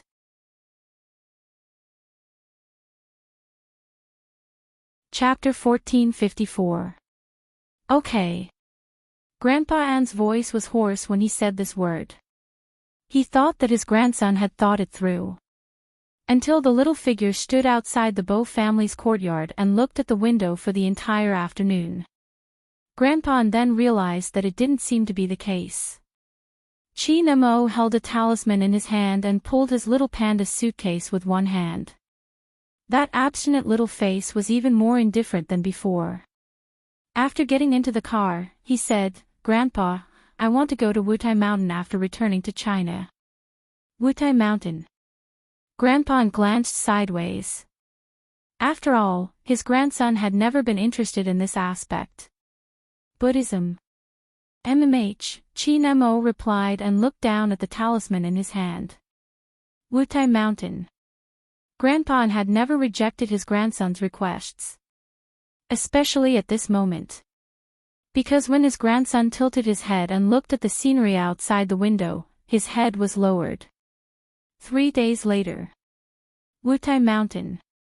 There weren't many people who came to worship. Anyone who has studied the Dharma would know. The 1st and 15th day of the first month was the day when the incense was the most popular. But today, the 7th day. The number 7 in China had an ordinary meaning. But on this day. On the long stairs. Thousands of steps. A small figure with an indifferent side profile and a thin layer of sweat on his forehead bowed as he walked. A total of 999 bows. Sweat soaked his sweater. His black hair was steaming. But it didn't seem to affect his nobility. Maybe it was because he was really too young. The young novice monks saw it and watched. There was still snow on the mountain top. The snowflakes would only turn into water when they landed on the head. The young novice monks saw the figure getting closer and closer. Some of them jogged into the temple. Master, Master, there's someone outside, there's someone outside. The old monk who was knocking on the wooden fish put down the Buddhist book and glanced up at the young novice monk. Impatient, when does the mountain not have people coming? Where did all the Buddhist books you read go? No, go out and take a look, there's a child. The young novice monk was a child himself. How could he say that others were children? The old monk shook his head and walked with the smell of sandalwood. He didn't pay much attention at first. When he saw the figure bowing with each step, he paused for a moment before chanting, Amitabha. The cold wind blew. Between the mountain streams, snowflakes fell on the shoulders of the figure, but the little boy's face was even more eye-catching than the mountain full of snow. That scene was very much like Sangyang Gyatso's poem. He said, that year, I kowtowed and crawled on the mountain path, not to see you, but to feel your warmth. In that life, I went around mountains, rivers, and pagodas, not to cultivate my next life, but to meet you on the way. In that instant, I ascended to become an immortal, not for longevity, but to ensure your safety and happiness. The old monk was waiting for that noble little figure to walk in front of him. Chin Mo understood etiquette. Even though there was sweat on his forehead, he still bowed and greeted, Master. 999 steps of worship, no matter when it was, he had to fulfill this wish of his. The old monk looked down, but there was helplessness in his eyes. Young benefactor, where are you from? What do you want? Chi Nemo pulled out a red string from his neck. There was an amulet tied to the end of the red string. Someone asked for this for me. Master, can you give me a piece of Buddha's words? Do you believe in Buddhism? The old monk asked. Chi Nemo shook his head. I only believe in myself. The old monk asked again, then why did you come to ask for Buddha's words?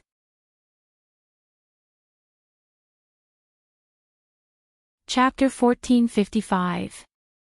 The old monk was stunned. He chanted Amitabha again and led Chi Nemo into the hall. The scripture was flipped to the 10th volume. The monk's robe fluttered, the ink and the incense. There was only one sentence left on the paper. I hope that the little tiger in pajamas can live a peaceful and happy life. Then, someone carefully protected a talisman and wore it at the position closest to his heart. Regardless of whether it was in the military, studying in a foreign country, or after finishing his studies, he stood at the borders and protected his country. There was someone who always wore a talisman that didn't match his identity. The day they quarreled. The two children didn't know what was going to happen. Even the little tiger thought that she would come and look for Momo after she was done with what she needed to do. Until after the darkness. Her father brought her to the tombstone. He caressed her hair and told her, "Jo, the best way to protect the most important person is to make others think that she isn't that important. Otherwise, become stronger. Don't leave any traces. You should know that for a hacker who lives behind a computer, the exposure of traces and private life is fatal. It's the same for you and other hackers. From now on, you will be the young lord. I told you the rules of being a young lord a long time ago. Protect the people you need to protect. Use the keyboard in your hand to speak up for injustice." Hence, the little tiger had been enduring. She learned more things and created more powerful little games. She didn't just use it for confessions. Instead, she mixed viruses into it. She even learned how to write calligraphy, read bedtime stories, roll up her sleeves and tie her scarf. She didn't wear the little tiger pajamas anymore. She didn't need to act cute anymore. She didn't need to wag her tail and follow behind anyone. Not everyone could give her a piece of candy when she was naughty. Not everyone would be afraid of her toothache and check the small pockets on her clothes. The smell of being drowned in darkness. Probably, when she slept, she could only hug her little keyboard. Bojo was still sensible. She understood the current situation. She endured for 101 days. 3 months. She couldn't bear it anymore. For the first time, she took a car alone and ran to the Inn family. Even though she knew that she wouldn't find anything, she still ran to the window. There was no one. He must have returned to China. Bojo was wearing a black t-shirt. Her aura seemed to have changed, her small figure blending into the darkness. The old butler watched from the side. He really couldn't bear to see this happen. He walked over with a black umbrella. "Young master, let's go back." The little figure lowered his head and didn't say anything. The old butler turned his head away and gradually fell silent. Later on, there was a period of time when the young lord would always tell him how good her little princess was to her. She would stop from time to time. The old butler still remembered that master had carried the young lord up and placed her on his neck, letting her grab his hair while she was asleep. Dressed in a black windbreaker, it looked like he was smiling, but there were more things on his face. "Alan, there are some things that are more painful to remember clearly. Jo is still too young." It was a casual remark. However, the old butler understood what his master meant. It was slightly hypnotic. It would always make people hide some of their memories. Wait until you see that person. Those memories would come back bit by bit. When Mr. Bo bent down, he planted a kiss on the little tiger's forehead. Joe, you must understand who you are. Understand who you are. Everything will come back. Have you ever thought of raising a person? Joe did. She wanted to raise little Princess Jean. Chapter 1456. It was probably because he liked it too much. Even General Jean could vaguely guess his son's thoughts. It wasn't old Master N who said it. It was because Jean Mo had a high fever after coming down from Mount Wutai. Before he had followed him to the military, he had tugged on his sleeves, asking him to show mercy to those who were good at using the keyboard. In reality, those who knew Jean Mo would know that he had taken on many cases and he was more interested in hacking. Back then, Jean Mo was still wearing his number 1 middle school uniform. He was a handsome young man with delicate features and an elegant demeanor. No one could link this unbelievably handsome high school student with the Almighty who had solved many cases. Many people said that they didn't know what the Almighty was thinking. His emotions were so calm that they couldn't tell if he was happy or angry, yet he was elegant and noble. He could easily portray the mind of a criminal. He didn't seem like a high school student at all. He was cold like an iceberg that wouldn't melt in 1,000 years. No one had ever seen him smile. But they had seen him feeding stray cats by the roadside. They also knew that he had a house cat called Princess. No one could figure it out. Why would a male cat be called Princess? Without a doubt. Jean Mo was a genius. He was often praised in this way as well. I never expected an ice cube like you to come from the Jean family. This was what Director Huang had said when he had first met Jean Mo, laughing heartily.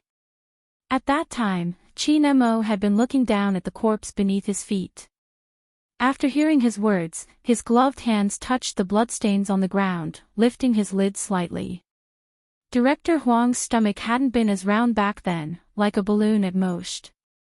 When he saw Ice Cube Jean glance at him, he thought he was going to say something. After all, he was a senior and a bureau chief. Excuse me, please. The voice was very light.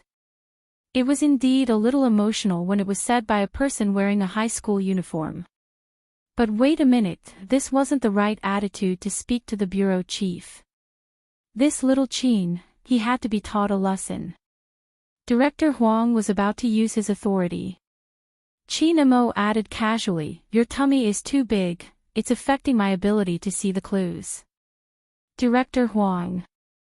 Kids nowadays, if they were a little smarter, they could fly. Uncle Huang, you should understand that the case is more important. Jean Mo seemed to have guessed his thoughts.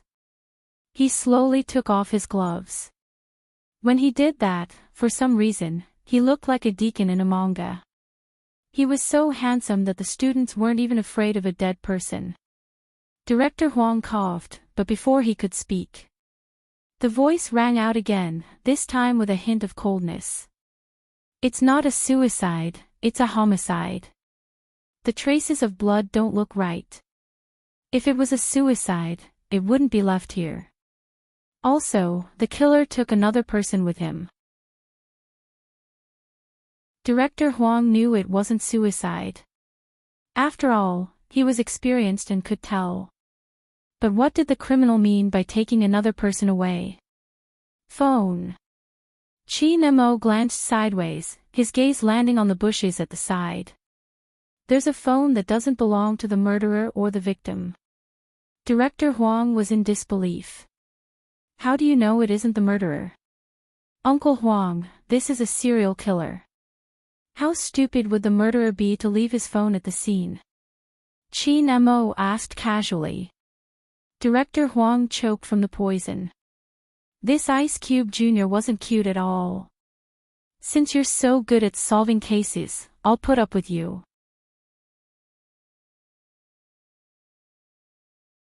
Chapter 1457. Right at this moment, Director Huang watched as Jean Mo took another step forward, suddenly saying, "The culprit is at the scene." At the scene. Director Huang's first reaction was to deny it. How is that possible? Nothing is impossible. Only by appearing here would he be able to clear his suspicion. Under what circumstances would he be able to kidnap a person after killing one? It's obvious that an acquaintance committed the crime. The murderer is smart enough to know that the police would guess this. That's why he deliberately appeared at the scene to show that he has nothing to do with this case and create an alibi. After all, if the murderer is here, no one would suspect that he kidnapped the person. Qi Nemo glanced over, his eyes filled with indifference. Nothing is impossible. Only by appearing here would he be able to wash away suspicion. His voice wasn't loud or soft. When it came slowly, Director Huang's expression changed. Director Huang's expression changed instantly as he turned to speak into the earpiece. Seal off the area, make all the students stay here. Roger. Even though he wasn't sure why Director Huang had given such an order, the crime squad had always been on the move. But, there were too many people around. Which one was the culprit? Just as Director Huang was thinking about it, the person in the high school uniform walked towards the crowd, giving him a hand signal. It was obvious he was telling him not to come over. He was obviously younger than the group of university students, but because of his elegance, his aura was much higher. The onlookers didn't know that the person who solved the case was a high school student. Hence, when Qi Nemo walked towards them, some of the female university students blushed, whispering amongst themselves. They had never seen such a boy before. Qi Nemo's gaze locked onto one person, looking at his gloomy gaze. He pressed the Bluetooth earpiece beside him. I found the culprit. Director Huang sprinted over the moment he received the news. His first reaction was to look for a well-built male student. But after searching for half a day, there were only females, no males. Where is the culprit? Director Huang lowered his voice. Qi Nemo glanced up when he saw that the person was about to leave. In front of me. Director Huang stilled, unable to believe it. After all, the other party wasn't just a girl, she was dressed rather adorably and wasn't tall. How could such a person be the culprit? After all, this was a serial murder case. You're not going to attack. Qi Nemo arched a brow. He turned and kicked the branch with his long leg. I'm going to attack. The girl, who wanted to pretend that nothing had happened and walk away, only felt a whooshing sound. Her back was hit hard by something. Then, she was pressed to the ground by the police. She seemed to have realized something. After a pause, she shouted loudly, "What are you doing? What's so great about the police? What right do they have to arrest me? Shut up." The crime squad didn't want to spread the news. The girl became even more restless. I'm going to sue you. Before I sue you, you will be sentenced to death. An indifferent voice came along with the long legs. It was the high school student. The girl paused again. From the start, the way you looked at the scene was different from others. When I walked over, you didn't even look at me. A normal girl wouldn't be in the mood to look at the scene after seeing me. Director Huang. Was this a honey trap?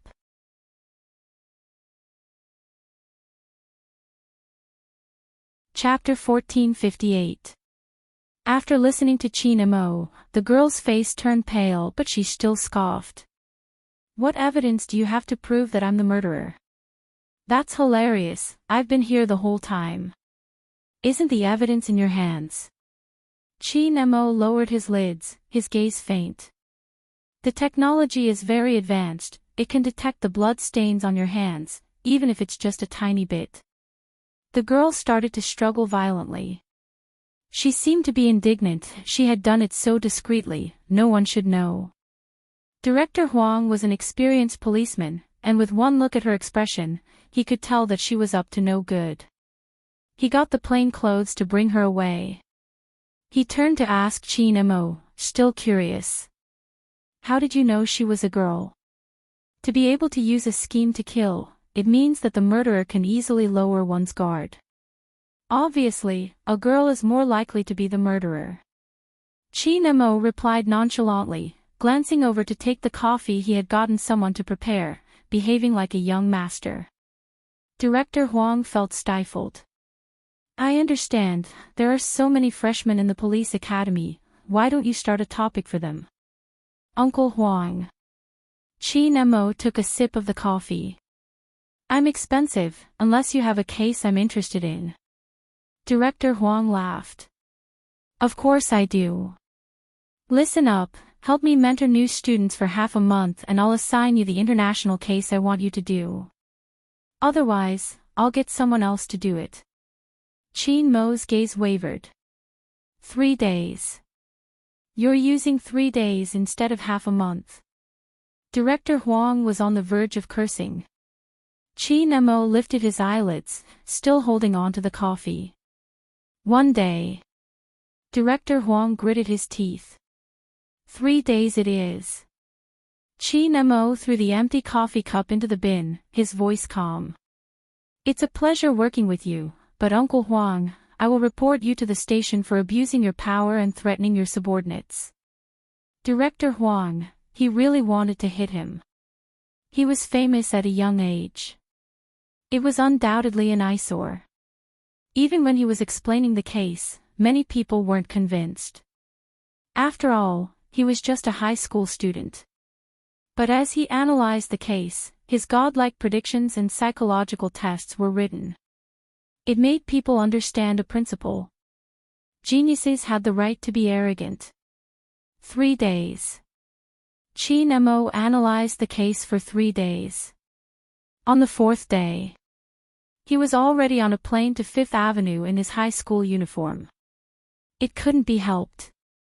After all, there were still more than 20 days before the college entrance examination. In some ways, he was still a student. But even so, his appearance still attracted the attention of many people, and the air stewardesses walked up to him more than once. After all, there were not many people who wore school uniforms and sat in first class. The reason why he was in such a hurry was because of the files he had seen at Director Huang's place.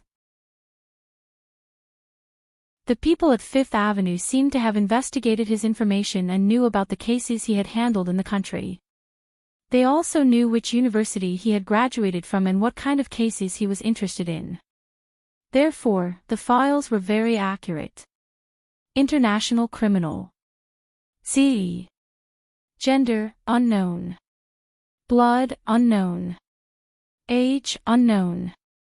Nationality, unknown. The only thing that was written was the enemy's area of expertise, using the internet to launch large-scale attacks, but never leaving a trace. There was also a comment attached below.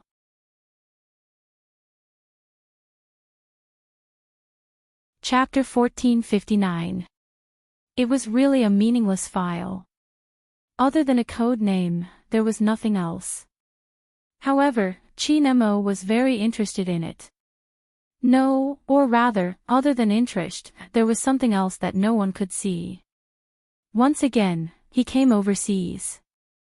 Chin Mo's expression didn't seem to change much. His gaze was very faint. Only when he hooked the amulet on his neck did there be a slight change. It seemed to have deepened and also seemed to have become deeper. It was a gaze that would appear when he missed someone. This place was very close to Los Angeles. It was very close to the place where he used to live. When Chin Mo got off the plane, a golden-haired man with thick eyebrows waved his arms. Hey, here. Chin Mo glanced sideways. He stuffed one hand into his pocket and looked in that direction. The golden-haired man extended his hand and greeted in a very American way. I am Whis. You are Chin, right? If your people didn't say that you are still a student, I really wouldn't have imagined it. Oh my God, you are really amazing. I have seen the cases that you handled. Every single one of them is very shocking. What exactly is hidden in your brain? Sorry, that's not what I meant. I mean, how did you reconstruct the criminal's crime process so perfectly? This is too inhuman. Do you know, I only see people like you in the movies. You wrote Z's evaluation. He must be a magician because only a magician can come and go without a trace. Chi Nemo interrupted him and recited a sentence from the file, word for word. When the golden-haired man heard this, his eyes widened. How did you know I wrote it? Chi Nemo didn't say anything. After all, this kind of guess was too easy. Instead, he changed his tone. In your eyes, is he also someone who only appears in the movies? Yes. The golden-haired man's face was serious. His nose bridge was still high. Chin, ever since Z came out, he publicly placed the criminal at our doorstep. At the start, it was still fine. After all, there were people helping to solve the case. However, after a long time, it will affect our reputation. Moreover, when he did these things, he was in the gray area. Hence, we planned to capture him and have a good talk. I couldn't catch him at all. Can you imagine? One time, I watched him slip away right in front of my eyes. Chi Nemo paused. You mean you've seen him? He should have seen it before. The blonde man hesitated when he said this. Chi Mo's voice was calm. I didn't see their faces, but I should be able to tell if they're male or female. Of course. I'm pretty sure he's a man. When the blonde man got excited, he even described, he always drove the coolest motorcycle, wore a black trench coat, and wore the latest helmet. He passed right in front of me. Chi Nemo absorbed the information and asked, how did you know he was a man? Isn't it obvious? A cool motorcycle. The blonde man emphasized the main point. MMH. Chi Nemo nodded and gestured for him to look to his left. A blue-haired girl was wearing a motorcycle helmet. Her voice was calm. A cool motorcycle. The blonde man.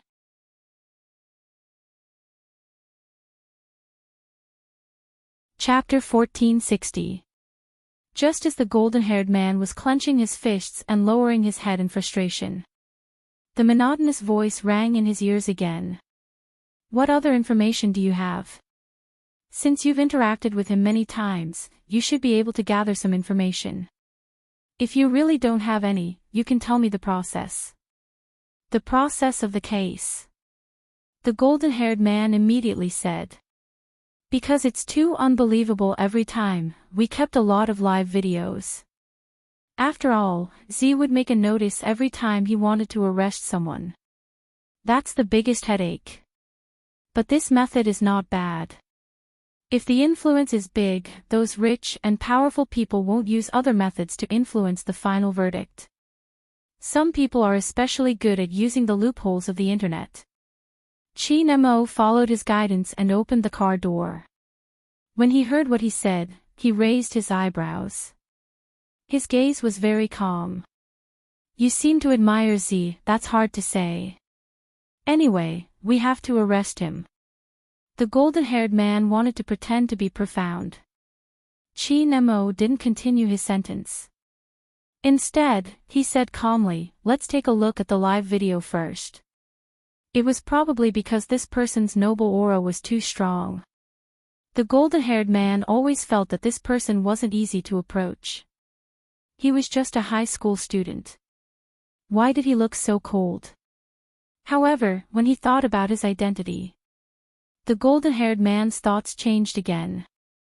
Those piles of cases couldn't be solved by an incompetent person. Moreover, from the information they received, no matter how suspicious or old a case was, he would be able to uncover the culprit in a very short time. He was one step faster than the criminal and could predict the criminal's whereabouts.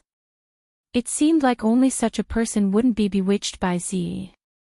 The more the golden-haired man thought about it, the more he felt that their chances of success this time were very high. After all, this was someone they hired secretly. They didn't go through the internet process and they didn't spread the news. Z probably didn't even know that he was the one who came to pick him up. Time passed by a little more. It was almost dusk. The sky on Fifth Avenue was always so blue. White doves and square fountains could be seen everywhere. The wide and spacious road was very suitable for racing. Hence, many of the blockbusters that we saw in the cinemas were filmed here. However, people who weren't locals wouldn't know. There was also a culture here called the street culture. There was also a zone here called the gray zone. There were a lot of gangsters gathered there. There were people from all walks of life.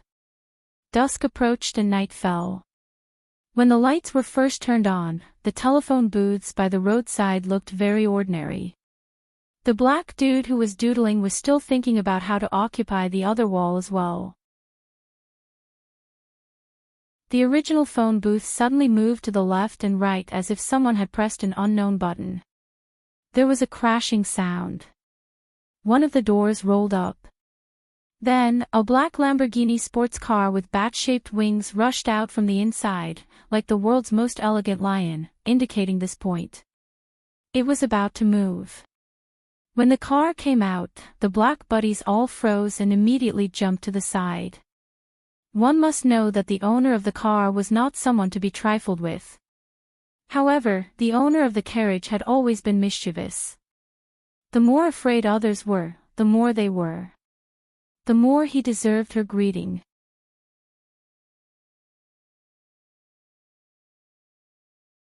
Chapter 1461. Along with that voice. The car window rolled down automatically. The black people couldn't leave even if they wanted to. After all, the only way out was blocked by the other party. They could only turn their heads and look towards the Lamborghini.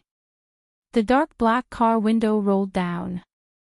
A youngster with black hair died with a few strands of silver stretched out her arm. There was a black ring on her slender fingers. Her lips were half curved and she looked very handsome and evil. The most eye-catching thing was the tear mole at the corner of her eye. Everyone else's were black. But hers was black with a tinge of red. For no reason, there was a hint of Buddha's beauty. This was Bojio's real 18 years old. She was clearly a girl, but it was a complete mess of androgynous. This didn't seem to have much to do with her hairstyle. It was the aura that this person exuded. In fact, the black people were very famous in this area. Many of the circulation on the streets were completed by them. In this old city, all the people you could imagine gathered here. Thieves, liars, swindlers. Every one of them was difficult to deal with. After all, these things required skills. The black people loved to group together and had excellent voices. This was related to their bloodline. Don't think that all of them were good or bad. This was related to history. Musical talent and fighting talent were on par. The first three people living here, thieves, liars, and swindlers, would usually take a detour when they saw a black person. But the person who made the black people take a detour was the person in front of her. The weather is really good. Bojio raised her head casually and looked at the night sky that had already darkened. If anyone saw this scene, they would definitely think that it was a classic. Fifth Avenue. Night had just fallen. The elegant youngster lifted his thin lips slightly. It was as if he could see the wind moving. This was Z's 18 years old. She did things her own way, unrestrained and extremely mysterious. It was probably because there was no one to control her or spoil her anymore. Hence, even her eyes didn't have the light from when she was young. Instead, they were dark and heavy. Even though she was smiling, it was easy to think of the devil in the comics. The black people couldn't leave. They were all blocked by her in the corner. Although it was a friendly gesture, how could she tell that the weather was good when the sky was dark? However, this was a daily occurrence. The black people knew that to deal with someone, they had to maintain a straight face. As expected, Bojo wasn't interested anymore. She turned the steering wheel beautifully and headed towards the bustling streets. Only then did the African Americans let out a sigh of relief. Seriously, ever since this guy moved in, they couldn't act like big shots anymore. The route has been modified. Master, where are we going today? Ripples appeared in the system one after another. It was the intelligent little black. However, at this time, it was influenced by its master. His voice was still deep and evil, and it didn't sound like a decent person. Bojo twirled her hair with one hand.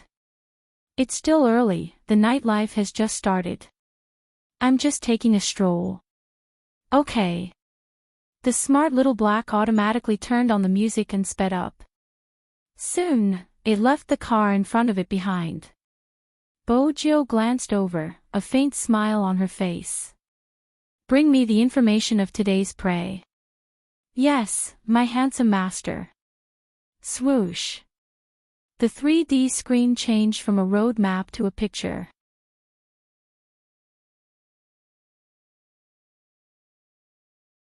Chapter 1462. A local who used his power to force his subordinates to have sex with him. After receiving the report, the police quickly filed the case. However, the plaintiff did not appear in court. According to analysis, the plaintiff's lawyer used some tricks. He understood that reputation was very important to Asians, so after talking to the plaintiff, things changed. Smith was acquitted at 3:00 this afternoon, while little Blackie was talking about this. The screen also showed the scene of Smith walking out of the building. A reporter was interviewing him. What do you think about this incident? Smith was a tall man. He was probably finally released from the court. His "I don't know anything" and aggrieved expression changed. He smiled. What do I think? I've been released. That's my biggest opinion on this matter. Some Asians are shy. I was just expressing my admiration, but she misunderstood. Now, she should know that in the words of the Asians, it should be mutual affection. It wasn't forced. Besides, she didn't say anything at the start. After half a month, she couldn't take it anymore. The judge wouldn't listen. There were police officers in charge of the case. They stood there, anger hidden in their eyes. The plaintiff didn't appear in court. They could understand why. It was precisely because he understood why that he punched the wall heavily. The golden-haired man was infuriated. Through the crowd, he looked over here. He had originally wanted to send the Almighty to the police station, but now, his sleeves were rolled up. He looked as though he wanted to beat Smith to death. Smith didn't mind. If he cared about others' criticism, he wouldn't have done such a thing. The situation was clear. Everyone knew what had happened. The natural disadvantage of women made some things hard to explain. Instead, it benefited the rascal. But when the rascal was released, he didn't feel that he was in the wrong. When he faced the camera, he said, "I have some advice for Asians, especially girls. If you can't afford to play, don't play." When Bojo heard this, her lips curved upwards. With a swoosh, she gripped the steering wheel tightly and increased the speed to the maximum. And at the scene at that time, the golden-haired man was so angry that his breathing was hurried. On the other hand, Chin Mo, who was sitting beside him, turned his head. Through the window, his gaze landed on Smith, who was still being interviewed. Listening to the English words drifting into his ears, his slender fingers rhythmically tapped on the car window. That was something he would only do when he was thinking. Her eyes were as cold and indifferent as ever. The blonde man turned his head and wanted to find someone to complain with him. You say, how could such a rascal be released? The plaintiff withdraws the lawsuit. The evidence is insufficient. His tone was very calm, and it sounded a little careless. The blonde man really felt that this detective was a little too cold. I say, Chin, oh no, I mean almighty, don't you have any reaction after hearing such an infuriating thing? Chin Mo glanced over. What do you mean? Emotions, what about your emotions? After the golden-haired man finished speaking, he asked again, are all your experts like this?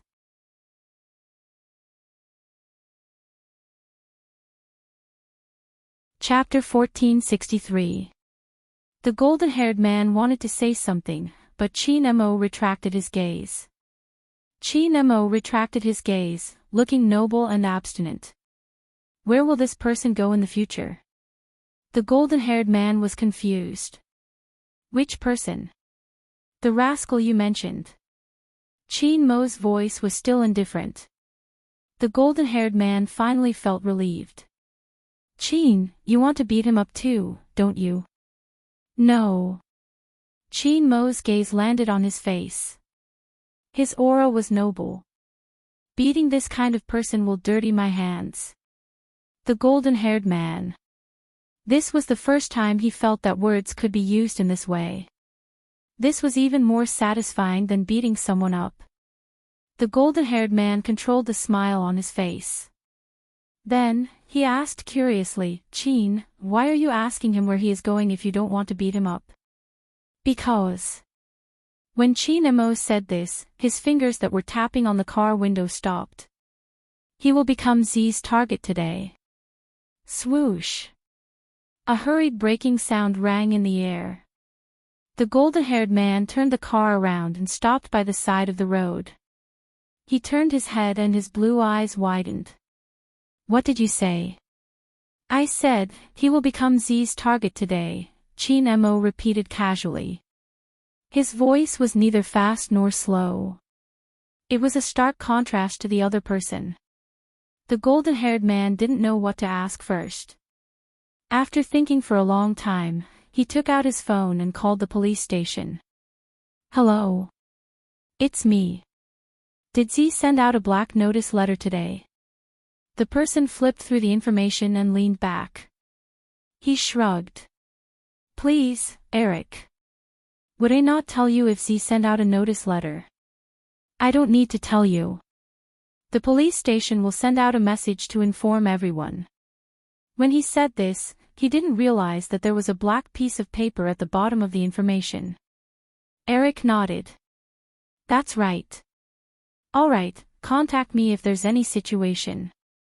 After hanging up, he turned his head and said to Chin Mo, Chin, you must have just come to Fifth Avenue and aren't used to the style of handling cases here. Before Z deals with anyone, they will send out a black notice letter in advance. Then, they will lock onto the target at night. The police station didn't receive, the golden-haired man didn't finish his sentence. The phone in his hand rang again. A clear voice came from the other side. Z. Notice letter. Z's notice letter. Eric, how did you know that Z would send out a notice today? The golden-haired man was stunned. He wasn't the one who guessed that Z would send a notice today. Instead, Eric tilted his head and looked at the emotionless handsome face. A certain high school student, he hung up the phone and took a deep breath. Eric couldn't hide his emotions no matter how hard he tried. No wonder the higher-ups wanted him to bring her over in secret. Was it a coincidence? Was he really that awesome? Eric prepared himself and looked at Chin Mo again. Chin, how did you know that Smith would be Z's target today? Didn't you just ask me why I have no emotions? Chin Mo placed his phone down and the investigation documents beside it. All my emotions are on how to send this scumbag back to prison. Z should be the same. Before I came, I read the documents you wrote for me. Even though it was useless, it wasn't hard to see Z's style.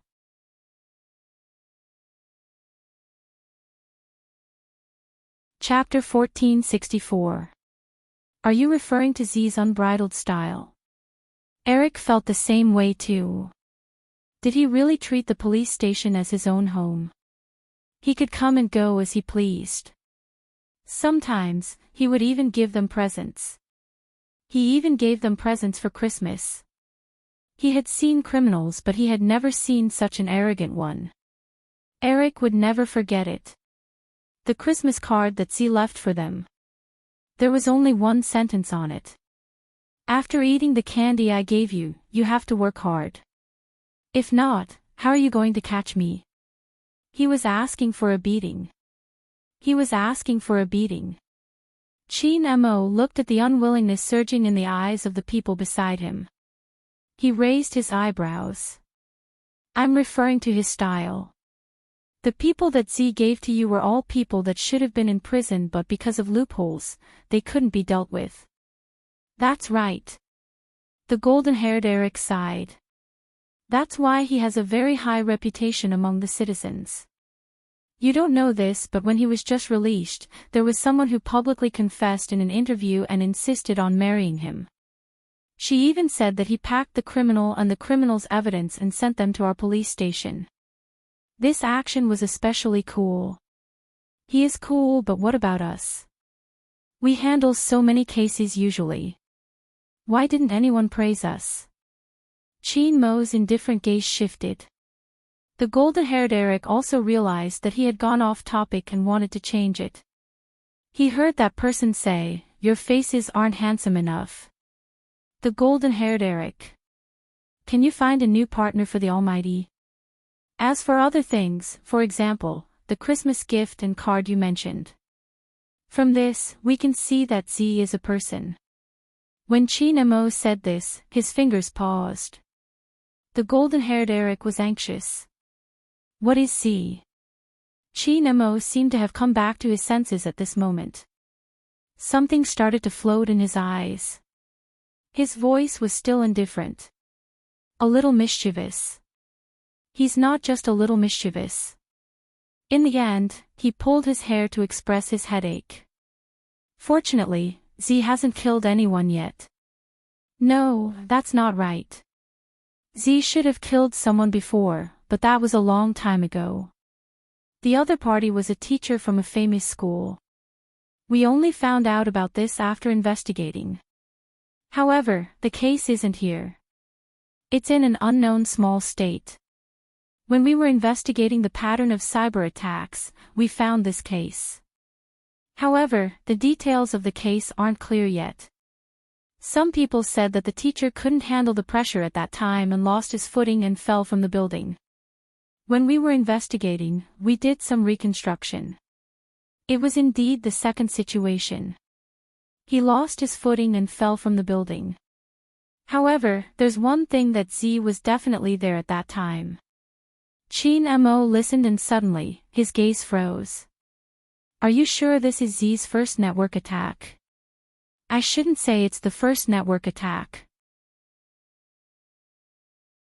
I should say it's his appearance. The golden-haired Eric combined the information he had and said, in the past, there seemed to be some small fights, but at that time, it was like, how should I put it? As a detective, I feel that this is a huge turning point for Z, otherwise, he wouldn't have been able to change his style from small fights. How should I describe it? In short, it's very mysterious. At this moment, Chin Mo opened his mouth and said accurately, from not knowing what he's doing to knowing what he has to do. Yes. The golden-haired Eric snapped his fingers. That's what I mean. Chin Mo looked up. His voice was very calm. Then investigate.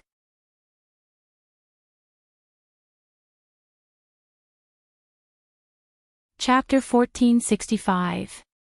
Chin Mo's eyes were originally light, but at this moment, they darkened. Investigate what that famous teacher has done in the past. When a person has a major change, they will start from the people around them. Find out the relationship between the famous teacher and you will be able to find Z. Eric was speechless for a while before saying, what kind of investigation method is this? Psychology, Chin Mo said slowly.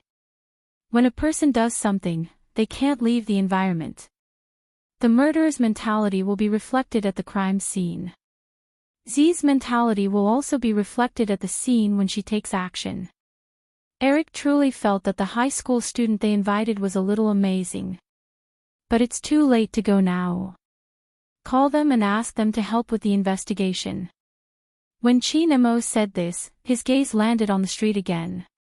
Also, give me a 3D map of Fifth Avenue. Eric exclaimed. Why do you want to look at the map? To find someone. Chinemo only gave him these 2 words and didn't say anything else. Eric was very busy. He had to contact this person and apply for something else. In the end, he had to drive his car and follow that rascal. After all, Z would kidnap people every time. If this high school student's deduction was correct, then Z would definitely appear near Smith. He had to admit that Eric was much smarter this time. Who said that Z wouldn't appear? Smith was a person. He was born lustful and liked to pick up girls. There was a place where he was locked up for a week. He would definitely go there. Baden Street. A famous nightclub on Fifth Avenue.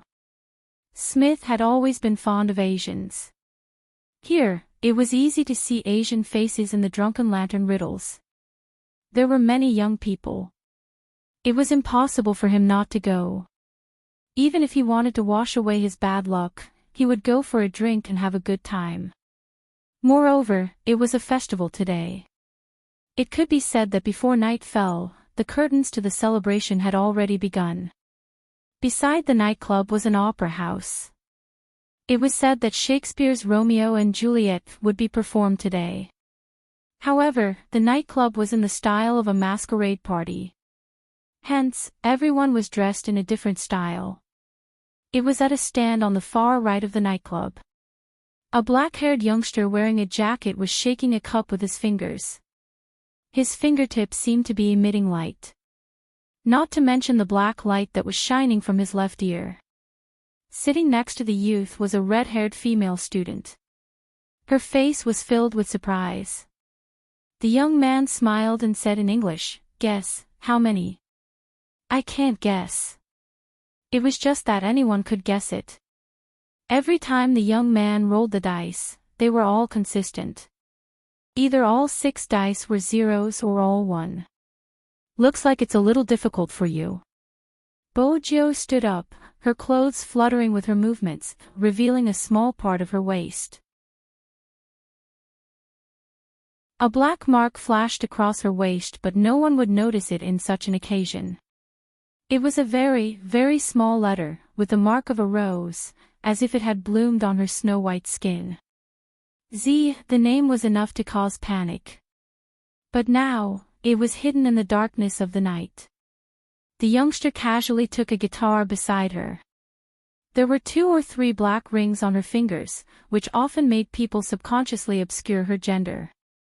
He was the only person who was so cool that the entire audience screamed. Everyone said that this resident singer was different from the rest.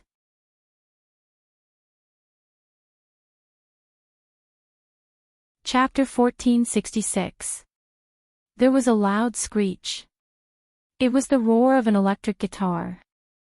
The youngster jumped onto the stage, smiling. Even though she was wearing a black feather mask, the tear mole at the corner of her eye was extremely domineering.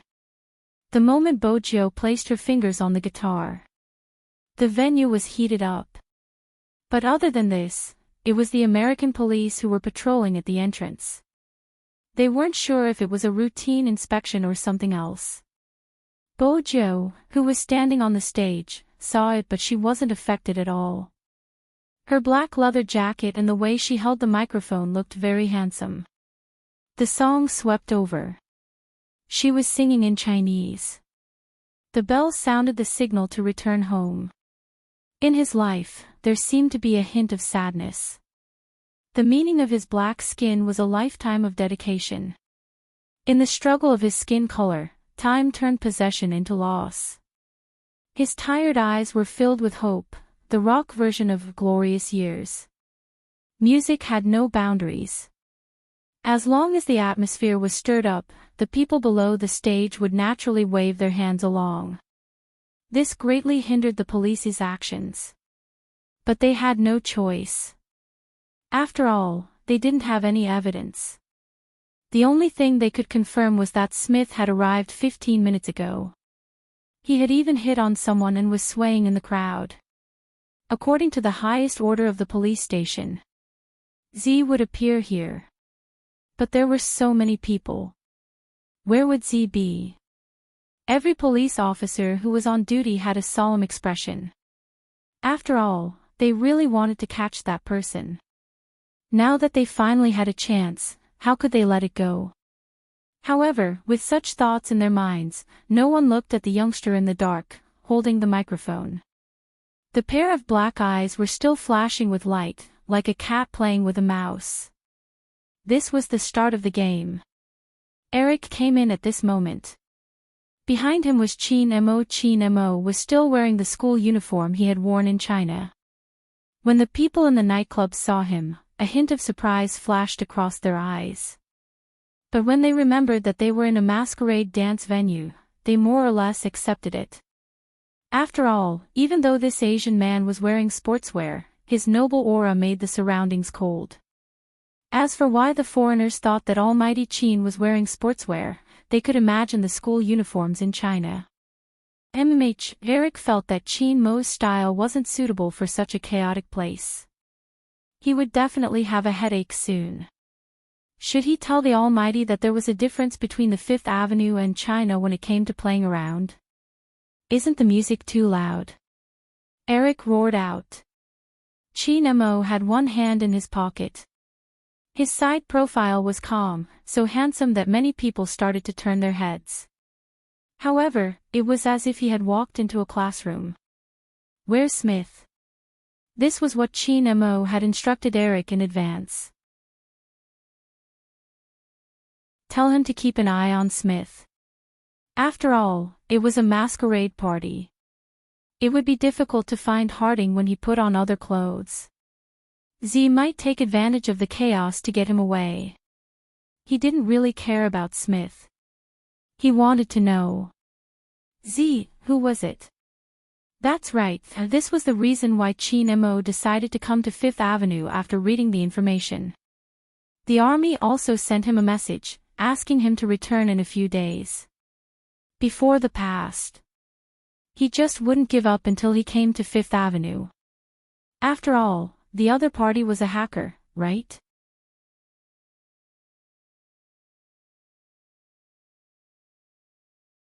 Chapter 1467. Eric looked at the Almighty's face and felt that he was thinking too much. No matter how loud the music was, the Almighty was still the Almighty. The Almighty was indeed the Almighty. His expression hadn't changed since he entered. At that time, Eric didn't know. There was a type of deduction genius in this world. When they were immersed in their own deductions, it was as though they had entered another world. From a psychological point of view, there were two situations that were the best for thinking. Either it was extremely quiet, or it was extremely noisy. In such an environment, it was better for the brain to function. Of course, the prerequisite for these situations was that one had to be an expert. In actual fact, the moment Chin Mo entered, he was immersed in his own thoughts. In front of everyone. People said that the highest state of solving a case was to imagine yourself as the criminal. If he was Z, what would he do? There was no doubt that the atmosphere here was good. The more people there were, the more they could do something amidst the chaos. It was best to strike when people didn't expect it. But there were cameras here. They had set up spies in advance. How would Z escape? Of course, Z was a hacker. He would definitely intercept the contents of the police's operation. What if the operation was fake? That was right. Chin Mo wouldn't come unprepared. He had already made a distraction. Setting up an operation was one thing. But the ultimate goal was something else. It was a simple logic. If the search was strict, Z would definitely appear in the opposite place. If he couldn't interrupt Z's operation, He would go and intercept her. Give me Smith's location. Chin Mo's handsome face turned slightly when he thought about this. His entire body was abstinent. Eric looked through the crowd and pointed at the Caucasian whose face was flushed red.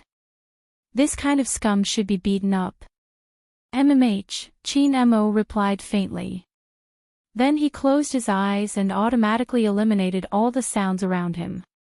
He was prepared to enter the reasoning space again. But when he did that, he realized that when the music, noises, and whistles disappeared, there was only one sound that couldn't be eliminated. A song. Chin Mo opened his eyes. There was light in his eyes. Suddenly, he looked towards the highest stage and frowned. A Chinese song. It's nice, isn't it? This singer is really not bad. He's the first person who dared to sing a Chinese song here, Eric said and automatically hummed a few lines. Chin Mo's voice was low. The glorious years are affecting my thoughts. Affect my thoughts. Eric didn't really understand the world of experts. Chin Mo's gaze dimmed. Chinese is my mother tongue and I often listen to this song. The more familiar something was, the harder it was to eliminate it. Ari still didn't understand. Chin Mo had to find another way. Can I go to the backstage of the nightclub? Yes. Eric showed the things. I specially applied for a search warrant. Chin Mo took another look at the person on the stage. Because of the mask, he couldn't see her face clearly. The only thing that left a deep impression on him was the pair of eyes that were as dark as the night, as well as the glowing mole under her eyes. The more unique something was, the easier it would leave a deep impression. This had a huge impact on Chin Mo. He had to get rid of some things before he could conduct a detailed analysis. But there was a disturbance.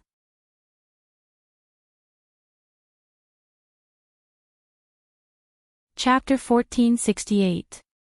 Just as Chin Mo lowered his lids, he didn't notice that the young man singing on the stage was looking at him wantonly.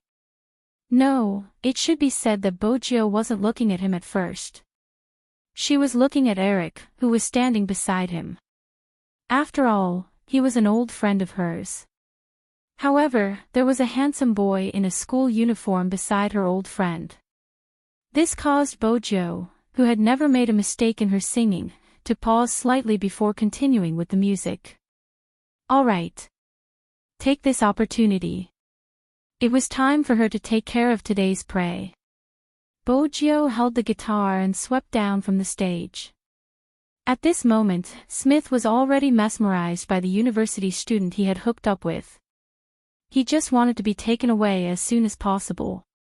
He didn't realize that the silver-haired youngster who had brushed past him would place a tracking device on him. Moreover, the police had actually appeared at this place.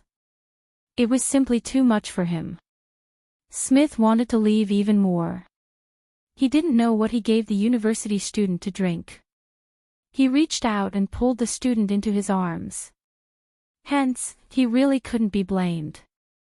Who asked them to take the bait so easily? Smith carried the student and walked out. In this kind of place, no one would stop you from bringing anyone away. Moreover, he had a guilty conscience, so he would definitely avoid the police's sight. However, he didn't know that leaving this place would be the start of his bad luck. At this moment, in the surveillance room at the backstage of the nightclub, Chin Mo looked at the 8 screens in front of him. His handsome side profile was still the same. Speed up. The person in charge adjusted the speed for him. Chin Mo didn't even move his eyes. As fast as you can. The person in charge paused for a moment before adjusting the speed. Eric's eyes were about to blur. He could only see the people moving so quickly. Anyone's eyes would be able to take it. After watching for less than a second, he couldn't help but rub his eyes. But Chin Mo didn't seem to have any changes. It was as though he could clearly filter and eliminate the images in his mind before confirming them. But this time, nothing. How could it be nothing? Something must have been left behind. Chin Mo reopened his eyes. The so-called deduction was to grasp the important clues. And the more successful the criminal, the more likely he was to be a magician. When you were too focused on something, you would often neglect the most important details. In that case, the opponent's magic trick would be a success. And the people watching the magic show would never understand what had happened in the end. Z didn't need to disguise herself at all. Not a cleaner. He wasn't here for clients either. She didn't even pretend to be a university student trying to trick Smith. Who could Z be? Perhaps he should think in a different direction. For example, the best view. Chin Mo's eyes deepened. Rewind to 30 seconds ago and lock on. Ari had no idea what was going on. One of the scenes paused. It was the young man with the guitar standing on the stage. The young man had a black feather mask on his face. He was wearing a leather jacket and looked extremely handsome. He was playing the guitar well. Eric didn't understand. Why did the Almighty ask them to stop at this image? Another 50 seconds. Chin Mo ignored Eric's gaze, his voice as calm as ever. Eric opened his mouth and was about to speak when he was stunned by the scene displayed on the screen.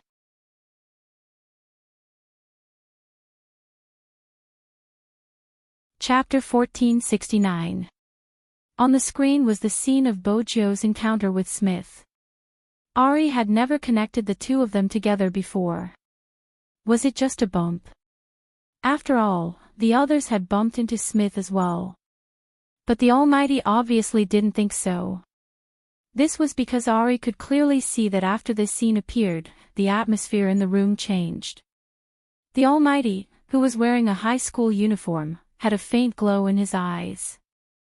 This person is most likely Z. What? Eric couldn't accept it at all. His favorite resident singer was Z, who walked them around every day. That person didn't look like a hacker at all. Shouldn't a hacker be wearing a black hat and holding a laptop? Chin, could you have made a mistake? I think. Chin Mo tilted his head, his voice cold. Where is the best angle of view? On the stage. After all, Eric was a policeman. Although his brain wasn't that fast, he was still a policeman. Chin Mo's voice was flat. That's right, on the stage. Not only can he lock onto Smith's position on the stage, but he can also ensure that no one will notice anything amiss when he is hunting. A singer should be looking down from the stage. At the same time, he can clearly see the police's movements and position. If I were Z, I would definitely choose to stand on the stage. Eric opened his mouth again. But he isn't the only one standing on the stage. There are so many people, he fits the bill the best. Chin Mo seemed to be reminded of the pair of eyes he had seen just now. This time, he didn't rely on deduction but intuition. The scene paused again and that person bumped into Smith. That collision seemed casual, and it even seemed like there were too many people to avoid it. In fact, the subconscious inclination of a person's body would reflect their psychology. It wasn't that he couldn't avoid it in time, but there was an 80% chance that he had deliberately bumped into it. He turned to look at Eric and said, "Now, Smith's position." The person on the other side was stunned. Smith, he seems to have left the nightclub. When Eric heard this news, his expression changed abruptly. Then, he rushed out. Chin Mo didn't stop him. Instead, he looked at the youngster with the guitar again. Then, he walked in the opposite direction. Although the small details were a little unexpected. But the final development was still in his hands. Z would choose the best angle and route to take action. If that was the case, he would let the police, who cooperated with him this time, act as his compass. As long as you walk in the opposite direction of the police, he should meet that person soon. Chin Mo couldn't describe how he felt right now. His fingers were a little cold from the wind outside. However, he didn't feel the slightest bit of coldness. Instead, more emotions were brewing in his chest, emotions that he had never shared with anyone before.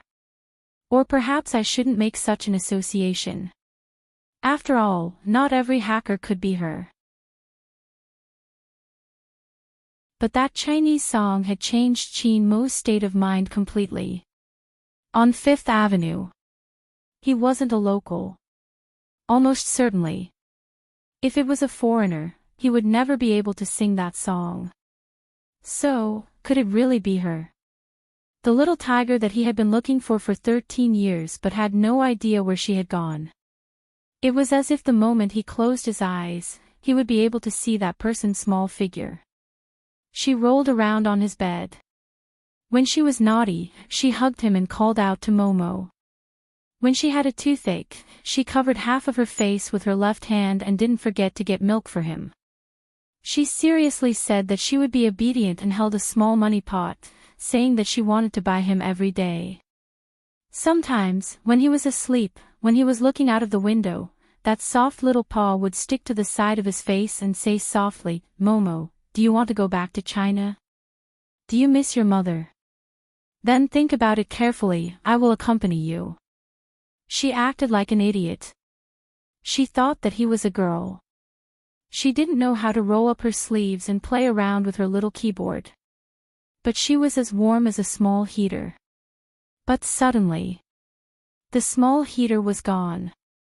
Chin Mo kept thinking. If he had been a little more mature, would the ending have been different? She liked to be naughty. He was raising a child, so it was okay to indulge her. Why did he quarrel with her at that time? The first year, after she disappeared. He was still angry.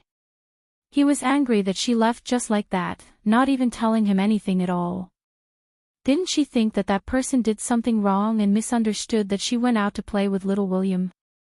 She just needed to punish him a little. Even if they didn't meet for a month, 3 months, or half a year, it would be fine. Could it not be so long? She would probably never understand what he regretted. What fun things did she see? What delicious snacks did she eat? What friends did she make? Did she grow taller?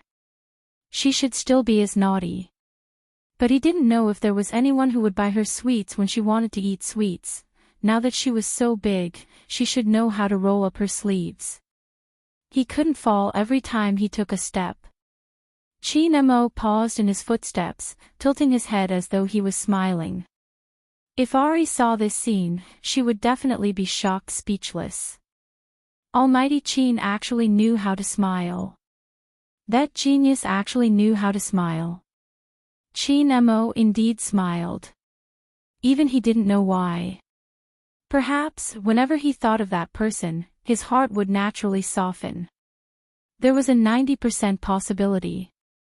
Most importantly, the little tiger also had a tear mole under her eye. But it wasn't obvious at that time.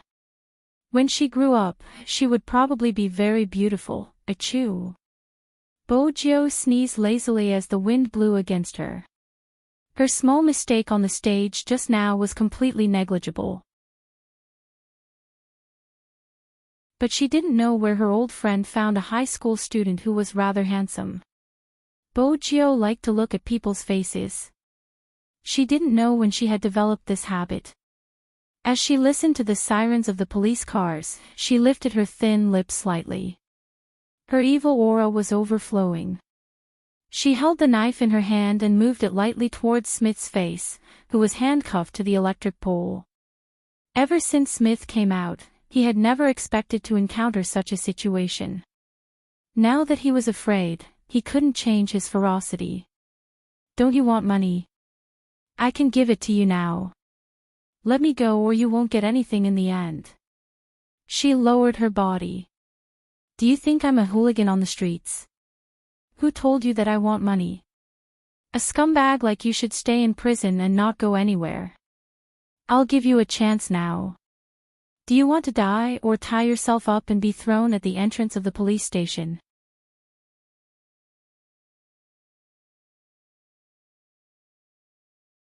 Chapter 1470. Smith was still struggling. Who was so arrogant and dared to touch him? Don't you know who I am? How dare you say such harsh words? Bojo laughed. Smith, I started my business with oil. My company is doing well, but my hands aren't clean. For example, when I was dealing with oil, I still had other businesses. When Smith heard the last sentence, his face turned pale and he narrowed his eyes. You asked me if I knew who you are. Bojo tilted her head. Now, it's my turn to ask you if you know who I am. Smith wasn't sure of her identity. That was why he didn't understand how this youngster knew about him. Remember this name. Bojo raised her hand and sprayed a letter on his chest. She said slowly, Z. When the letter was formed, Smith's eyes widened. Now, he trembled. There wasn't anyone in the entire Fifth Avenue who didn't know about Z. Anyone who was targeted by him wouldn't be able to escape. They would all be sent to prison. However, Smith didn't expect Z to be such a young man. At this moment, he was really afraid. After all, if Z was the one who made a move, he wouldn't even have the chance to hire a lawyer. That was because every time he found the most lethal evidence, it would be enough to send someone to prison for the rest of his life. No matter how sharp the lawyer was, it would be hard for him to speak up in the face of such evidence. Z, please, how did I offend you? Tell me and we can discuss it. Smith begged in a low voice. A thin layer of sweat appeared on his face. Look at me. I can give you the goods. We can split them equally. I can get them for you right now. Bojo laughed lightly. Smith, you don't seem to know how I do things. I'll take your goods, but you have to go in as well. Smith's eyes turned ruthless. Why do you have to be so ruthless? Z, we are both in the underworld. Aren't you afraid that you won't be able to protect yourself if you go too far? That's my problem. As for why I treat you this way. Bojo's eyes were cold. The girls you bullied, regardless of their nationality, you slept with them if you wanted to and sold them if you didn't want to. You even forced them to their deaths. You still haven't learned your lesson after going in. The words you said when you came out are enough for me to kill you. Smith had never expected this to be the reason. After all, Z was also a criminal, right? Why? On behalf of those people, sarcasm, this is really sarcasm. Smith sneered and tried to buy some time for himself to distract the other party. Z, don't you think you're very hypocritical? You're obviously doing bad things and your money doesn't come from a clean source. Why are you still standing up for others? Do you really think those people will treat you as a hero? If that's the case, there wouldn't be so many people who want to catch you in the citizen survey. Your existence makes them feel terrified. No matter what, you're still black. Don't tell me you don't understand this. At this moment, Bojo stood up.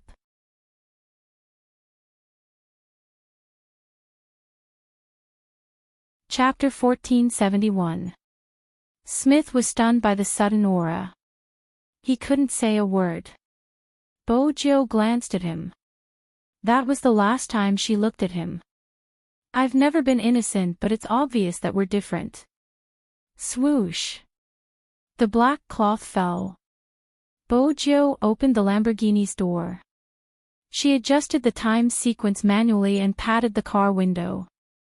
Little Blackie, I'm counting on you. No problem, master. The stripes of the smart navigation system formed the same pattern as the sports car that suddenly accelerated. Smith didn't know where he was.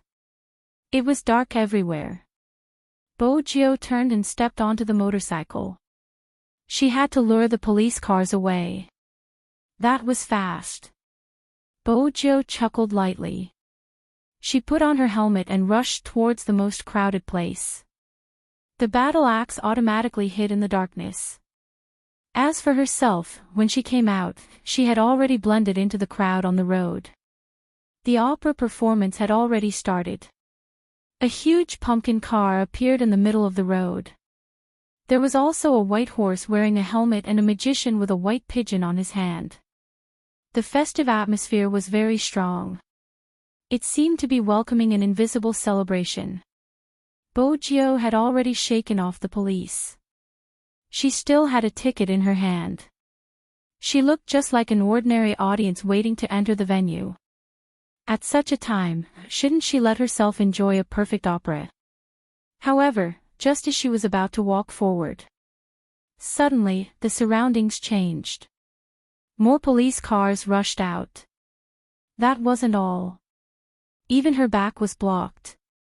This had never happened before. When Boggio looked up, she could only see a slender figure not far from her. He was still wearing his school uniform. Because of the strong light, she couldn't see his face clearly. Her natural instinct told her that there was some danger. She didn't continue walking forward. She had been careless. She hadn't thought about the high school student beside her old friend Eric. Now, it seemed like he wasn't simple. She wanted to take the opportunity to break through from the right. Hence, her footsteps became casual. At the same time, she turned on the communication device on her left ear. The black earring glowed faintly. It was connected to the signal transmission point that she had long prepared. A guitar in a coffee shop. But now, it could no longer be considered a guitar. It was an invisible notebook. After opening it, it was impossible to tell what it used to look like. Sitting beside it was a young man wearing a pure white sweater. That's right, it was a teenager. The 19-year-old Hoshino, even when he smiled, carried the aura of a jade tree and orchid. He was holding a cup of coffee in his hand. When he saw the screen light up, he pressed his Bluetooth headset. At 9:00, there's a person in a school uniform. Boggio glanced over, the surrounding terrain flashing past her mind. Help me stop him. Hoshino's eyes flashed. Understood. He strolled in the direction of the main road. There was a timer hidden in the sleeve of the sweater. When Boggio moved, she placed something on the clown's body. She looked up and saw the person in the school uniform walking over slowly. If they were smart enough to intercept her, they would definitely find her in the crowd. Therefore, she was not surprised that the figure was walking towards her.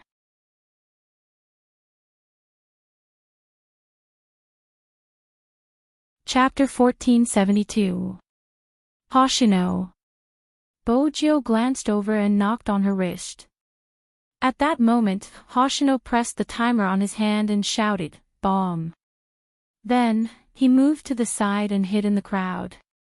His sentence was a bomb. Everyone stopped in their tracks. They even panicked. Eric immediately raised his hand. Quiet, everyone be quiet. No one could calm down. How could anyone calm down at this moment? The scene became chaotic. If it wasn't for a certain high school student who had grabbed the clown with his left hand when he was passing by, no one would have been able to react.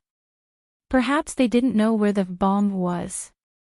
When Eric saw this scene, he was so nervous that he was about to break out in sweat. This was the opera house. If something happened here, the casualties would not be small. What should he do? What should he do?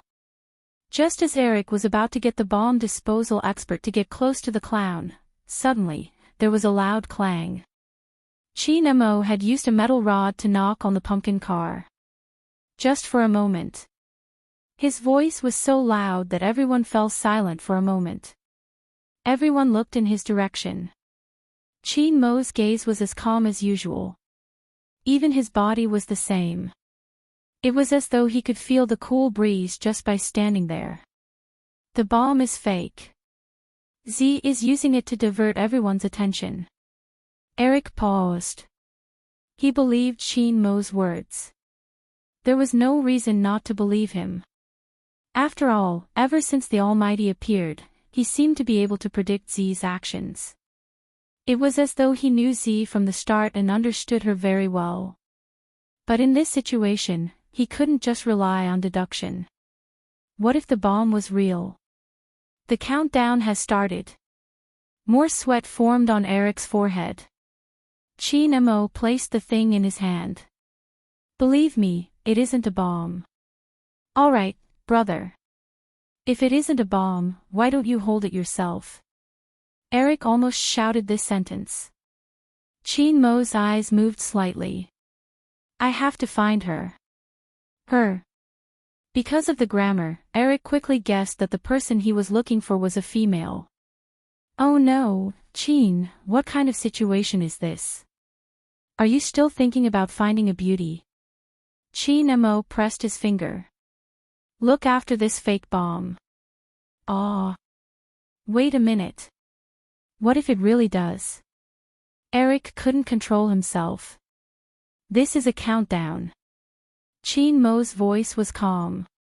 How can I fool you without counting down?